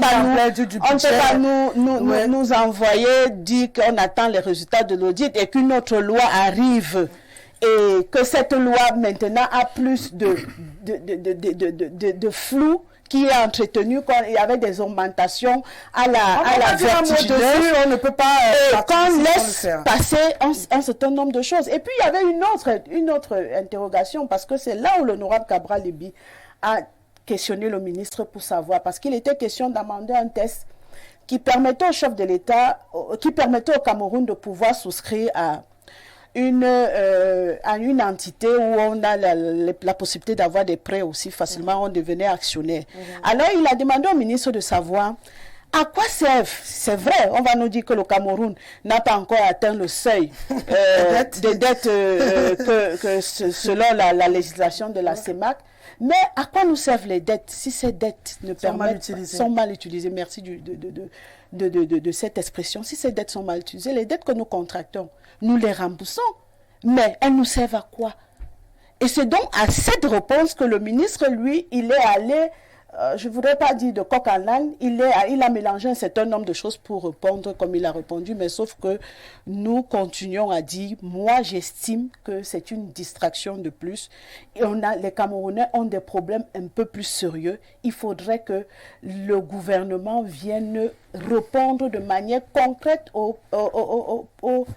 question de la représentation nationale. Je reviens vers vous pour ces augmentations qui donnent des crampes aux Camerounais depuis qu'elles ont été rendues publiques, d'autant pour nous de faire le tour justement de ces chapitres.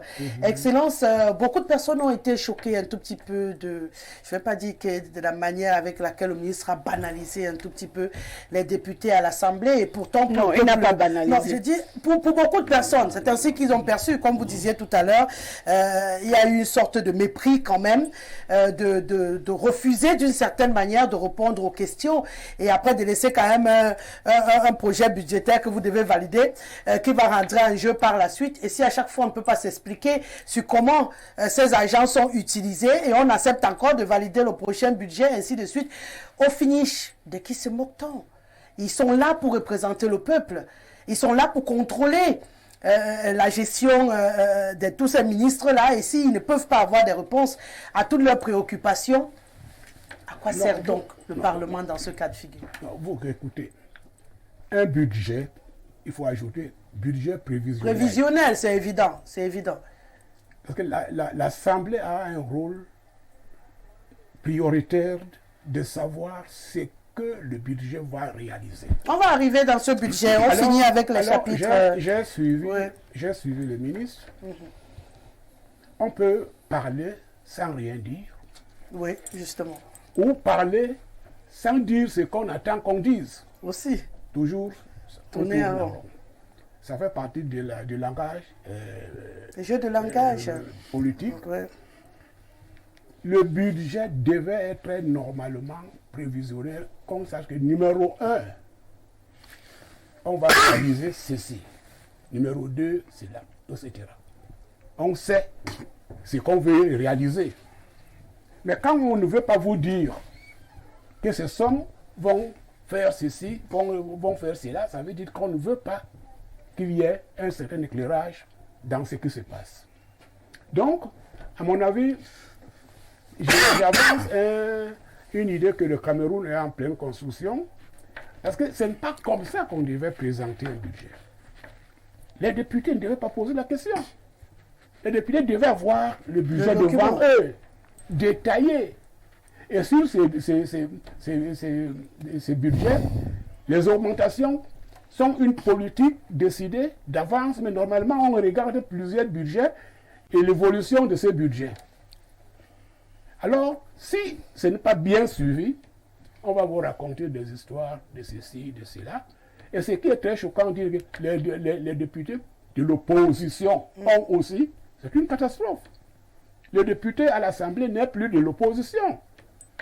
L'Assemblée nationale, c'est un centre qui ramène tout ce que le peuple a élu. Ouais. Et ceux-là travaillent ensemble pour à la place. voilà. Donc, à mon avis, quand je regarde comment les choses marchent, on parlait du CELI budgétaire 65-94, et tout le budget fait quoi au juste? Les dettes, quand vous voulez prendre les dettes veulent réaliser quoi? Et maintenant, si l'Assemblée dit que ok, le budget on accepte, ils acceptent quoi? Ils acceptent ce qu'ils ne peuvent pas expliquer. Quand ils posent la question, le ministre ne répond pas, mais il parle. Mais si vous n'avez pas compris, il fallait dire que, mais, monsieur le ministre, c'est ce que vous voulez dire. Expliquez-moi ce que vous avez dit. Je n'ai pas compris. Non, on l'a très bien résumé. Il a dit qu'il donne à qui il veut et comme il veut, et que ça a la discrétion. Le budget n'est pas géré comme ça. Le budget, c'est on sait 1, 2, 3, jusqu'à 100, ce qu'on doit faire. Et le total est en bas. Et à la fin d'un exercice, dans le privé, on sort un bilan. Le bilan permet de voir le travail de l'année, l'augmentation, comment améliorer pour la suite. Mais s'il n'y a pas un bilan qui sort, c'est compliqué. On lance encore le budget. Ce qui est très, très amusant, c'est qu'on a prévu, par exemple, que dans tel ministère, on doit utiliser 100 millions. Mais le budget, ce ministère engage 1 milliard. Il explique ça comment? Parce que ça devait fonctionner année par année. Tu n'as pas le droit d'engager plus que ton budget a été prévisionnel. Donc c'est cette gestion politisée et on veut maintenant dire à l'opposition que vous aussi vous mangez, c'est ça que ça veut dire. En fait, c'était le message que donc quand la bouche est remplie, on doit seulement se taire. Ouais. Non, ce qu'on donne aux députés, c'était conçu depuis. Que les députés devaient avoir un petit budget pour satisfaire la population.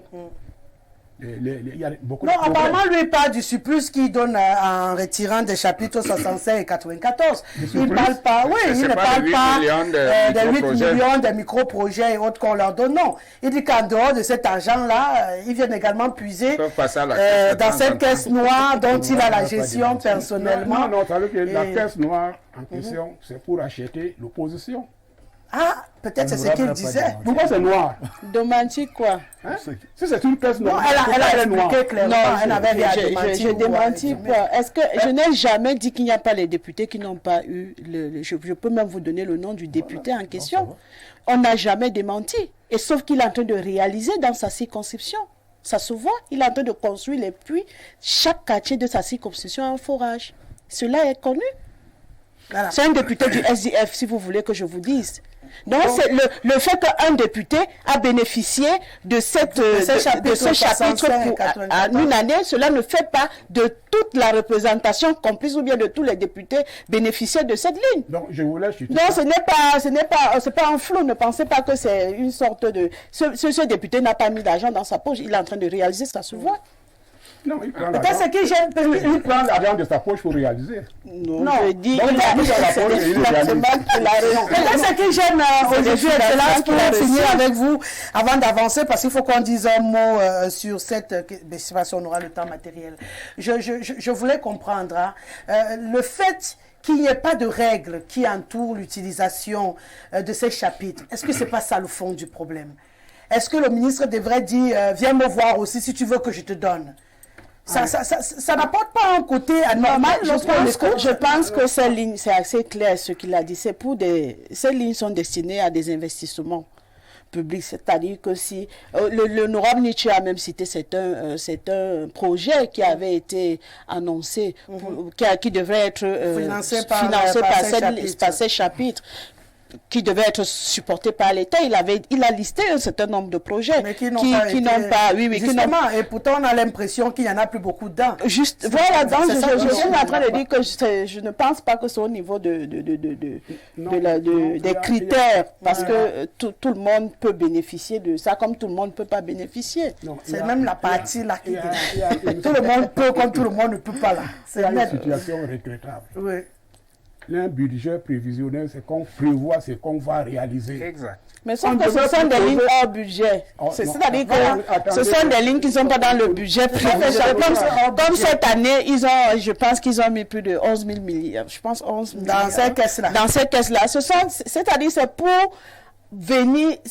pour résoudre des problèmes ponctuels qui ne sont pas budgétisés. Qui sont supérieurs au projet, au problème. Là maintenant, je ne peux pas entrer dans ces détails. Je ne peux pas entrer dans ces détails. On ne peut pas expliquer ces projets comme ça. Ouais. Ou bien nous parlons du budget ou nous parlons plus du budget. Voilà. Et si on parle du budget, c'est qu'on prévoit ce qu'on va réaliser. Ouais. Et l'Assemblée a le droit de poser les questions. Ce qu'on a prévu, qu'est-ce qu'on a effectivement réalisé. Et qu'est-ce qu'on a Mais si on fait maintenant un fourre-tout, ça veut dire que quel est le rôle maintenant de l'audit? Toutes les questions qu'on se L'audit pose. doit travailler sur quelle base? Okay. Sur la base la distribution, c'est au regard et au toucher et au sentiment. Comment on va auditer une telle distribution? Non, l'audit n'a aucun rôle à jouer. Ne peut pas expliquer pourquoi on attribue ça à tel et pas à l'autre. Voilà. On a en face de nous toute la complexité du fonctionnement de l'État au Cameroun. Voilà. Bien, alors, il faut qu'on comprenne quand même que lorsqu'on parle du budget, là, c'est le patrimoine collectif de tous les Camerounais. Voilà. C'est-à-dire, c'est l'argent de tous les Camerounais, pour parler simple. Alors, on dit que dans l'argent de tous les Camerounais, là, il y a une partie qu'on met pour les projets que tout le monde peut imaginer. Et non, professeur, peut-être on ne se comprend pas bien. Ces lignes ou ces chapitres sont destinés pour résoudre des problèmes urgents et qui ne sont pas budgétisés. Qui n'entrent pas dans le... Parce que le budget, lui, il est là. Chaque chapitre, c'est-à-dire chaque ministère a son budget bien détaillé. Donc, mais là, maintenant, c'est pour des questions urgentes. Vous avez évoqué un contenu de ces sommes ponctuelles, imprévisibles, là, qui semble être à 11 000... Oui, puisqu'il y a un montant qu'on met dans ces caisses. Sûr qu'il y a un montant qu'on met dans ces caisses. 11 000 milliards. Oui, plus que le budget lui-même est à 6 000 Non, je dis ceci. Je dis cela peut-être...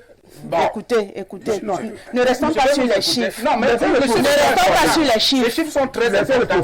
Je dis ceci. Non, il faudrait pas qu'ils prennent pour argent compte. Je dis ceci. J'ai juste avancé un chiffre. Je n'ai pas dit que, oublions le chiffre, mais restons sur le cadre du principe du budget et des lignes 94. Voilà. Il reste néanmoins que c'est toujours une partie de l'argent public. On est d'accord là-dessus? Oui, là on est d'accord. C'est toujours une partie de l'argent public. C'est pas moi que vous posez les questions, c'est pas moi qui gère ce budget. Bon, ok. C'est toujours une partie de l'argent public. Et on nous dit pour y accéder, les critères ne sont pas rendus publics. Parce que ce n'est plus au public de savoir ce qu'on fait de son argent. Bien, alors il y a un problème à ce niveau. Le problème qui se pose, c'est que lorsque nous avons une affaire publique, et qui devrait être géré pour l'intérêt national, tout au moins, si on ne peut pas dire à l'homme de la rue, tout au moins la représentation nationale doit être au courant des principes et des critères. Et je dis, si cet argent est accessible à des députés en tant que députés, qu'il le soit pour tous les députés. Parce que dès lors qu'on peut dire que c'est à certains, vous comprenez ce que ça veut dire. Parce que c'est là la naissance de toutes les discriminations et de toutes les entourloupes qui peuvent exister. Et toutes les corruptions. Bon, donc, à ce moment, il y a un problème. Ça doit être clair que la représentation nationale soit informée sur les critères, quitte à ne pas rendre ça public, c'est-à-dire par la diffusion médiatique ou tout le reste, mais que la représentation nationale soit au courant, d'ailleurs, du volume de ce qui y est mis, et de deux, les critères d'accès à ce. Bien, et vous avez dit quelque chose, qu'on a dit que c'est des projets qui ont un impact social direct. Mais là, on devrait voir l'impact social direct. Ça ne devrait même plus se chercher. On doit voir comment est-ce que tant d'argent a généré, n'est-ce pas, un impact social sur la population. Si vous permettez, c'est pourquoi j'étais en train de parler tout à l'heure de la distraction du ministre des Finances. Parce que, en fait, qu'est-ce que cela renvoie? C'est-à-dire, je me permets de faire ce que je veux de cet argent, vous aussi, vous en bénéficiez. Donc, nous sommes complices, vous ne devez pas parler. Moi, je serais attendu à ce que, au moins pour une fois, qu'on ne dise plus que l'Assemblée nationale, c'est une chambre d'enregistrement où on parce que c'est ce qu'on a eu l'habitude de dire, mais qu'on dise au moins que les députés interrogent les membres du gouvernement sur ce qui est important et sur ce qui a un impact sur la population. C'est justement pourquoi on en parle ce soir. Mais maintenant, si le ministre, lui, il a estimé que nous ne devrions pas lui poser ce genre de questions parce que c'est lui qui est l'alpha et l'oméga de la distribution des cartes, je trouve qu'il est question, pour moi, il est question de prendre l'opinion publique à témoin en leur disant voilà ce qui se passe quand vous avez une majorité obèse du RDPC qui, lorsqu'une loi arrive, parce que moi je suis convaincu que si l'opposition avait été majoritaire, cette loi ne serait pas passée, on n'aurait pas voté. Même la nouvelle loi de finances, on n'aurait pas voté. C'est comme nous sommes battus au mois de juin pour que le débat d'orientation ne puisse pas avoir lieu à l'Assemblée nationale. C'est maintenant au peuple de comprendre vraiment qui travaille pour le peuple et qui ne travaille pas pour le peuple. Parce qu'on ne peut pas prendre des questions prendre ses responsabilités pour pouvoir les banaliser comme ça et que le ministre vienne. Il n'a pas besoin de balancer cela. Il y a plusieurs députés, il y a d'autres du RDPC et de ce, parce qu'il a dit il n'y a pas que ceux du RDPC qui en bénéficient. Ça veut dire qu'eux, ils en bénéficient tout le temps. Nous autres, nous les accompagnons juste. Voilà. Pour sortir. Alors, pour sortir, je disais donc, en fait, un État est un État parce que le citoyen est citoyen. Et il est citoyen pourquoi? Parce qu'il est éclairé. Tout à fait. Parce que quand vous avez des habitants qui ignorent tout de leur pays, ce ne sont pas des citoyens. Parce qu'ils vont faire beaucoup de choses négatives par ignorance. Le citoyen doit être éclairé sur la vie publique. Et le citoyen n'a pas d'autre moyen d'accès à l'information que par ceux qui détiennent l'information. Donc il y a une obligation à informer le citoyen sur la marche des affaires publiques. Et lorsqu'on cache les affaires publiques, cela montre qu'il y a mauvaise volonté. Cela montre qu'il y a un problème, qu'il y a anguille sous roche. Donc, et cette anguille-là, elle est déjà restée trop longtemps sous la roche. Moi, je fais une proposition claire. Vraiment, et 94. Il ne faut plus que ces deux livres soient dans le budget. Directement? Non, le qu'on les enlève. D'accord. Docteur Etoga, on élimine la caisse noire du ministère des Finances, ça ne diminue pas. Ce n'est pas l'unique, ça veut dire qu'il y a d'autres ministères qui ont des caisses noires. Justement, c'est pourquoi c'est pareil. Elle est logée au MINPAT. Je crois qu'il doit en avoir une aussi quelque part. Vous savez, c'est eux qui détiennent leur coffre. Oui, docteur. Je suis convaincu que ceux qui nous écoutent ont du mal à comprendre parce que là, Non, ils ont très bien compris. J'aurais cru avoir plus d'explications parce que sur ce plateau, quand nous avons un ancien ministre et nous avons une représentation nationale, c'est-à-dire... Donc tu n'as pas compris. Écoutez, je suis Mais sûr il a que raison. je n'ai pas très bien saisi. Et je suis sûr que celui qui nous écoute de l'autre côté aussi n'a pas bien suivi. Parce qu'il y a... En te laissant ta parole, en fait, c'est 2 chapitres, 2 caisses noires situées dans 2 ministères où les gars donnent à qui ils veulent le montant qu'ils veulent. On n'a pas de compte à leur demander et ils n'ont pas envie de rendre des comptes. Et qu'on retienne simplement qu'on met beaucoup d'argent dedans, mais la manière que c'est géré, personne n'a le droit de poser une question. J'ai bien résumé, je pense que c'est en gros ce qui en ressort. Voilà. Donc, fermez le dossier sur le chapitre parce qu'il n'y aura jamais d'éclaircie, de lumière dessus et avançons. En gros, si c'est la conclusion qu'il faut donner aux Camerounais, bon, on va l'accepter comme ça. Maintenant, je pense quand même qu'il faut dire des choses de manière un peu plus précise aux Camerounais. Il y a des choses, même dans un foyer, lorsque vous faites un budget pour une fête, vous allez quand même écrire à côté imprévu 100 francs. Pour dire qu'il y a des choses que vous ne pouvez pas, on ne peut pas écraser anticiper. Voilà. Il y a autre chose, c'est que lorsque vous communiquez avec votre femme à la maison ou avec votre mari, il y a des choses qu'on ne dit pas aux enfants. J'aimerais bien voir un État qui fait un budget en fin d'année ou alors un bilan de fin d'année et déclare aux populations qu'écoutez, on a versé 1 milliard pour les prises d'otages.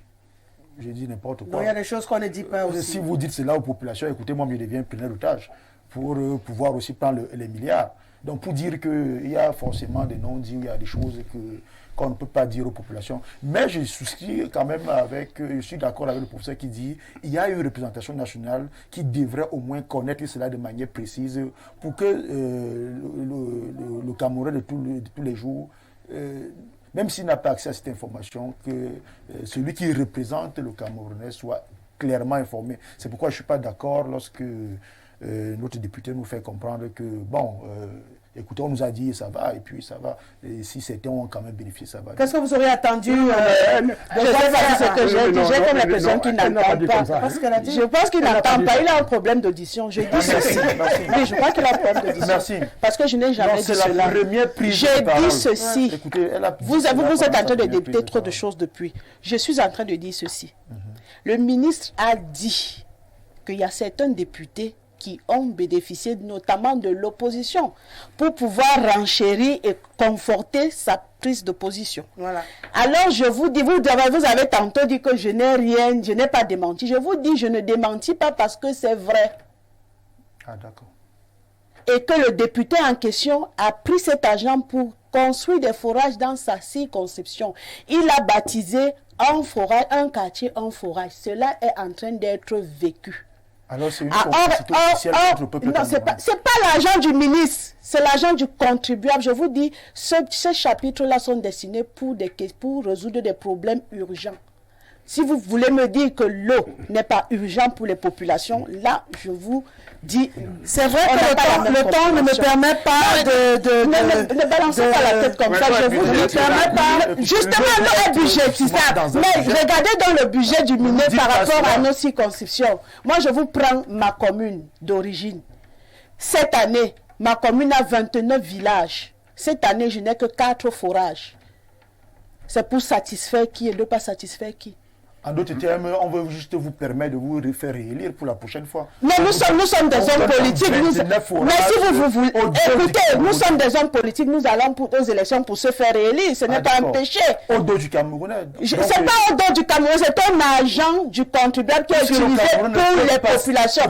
Mais je commence à me poser les questions sur ce que vous avez vu. Je suis en train de dire ceci. Écoutez, si vous ne pouvez pas retracer cela, je suis désolé. Ces projets, cet argent, non, je ne suis pas en train de vous dire.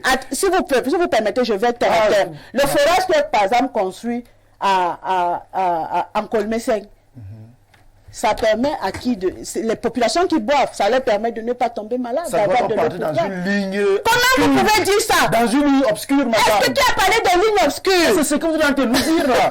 Je n'ai jamais parlé de ligne obscure. Je n'ai jamais parlé de ligne obscure. On parlait de ligne 94.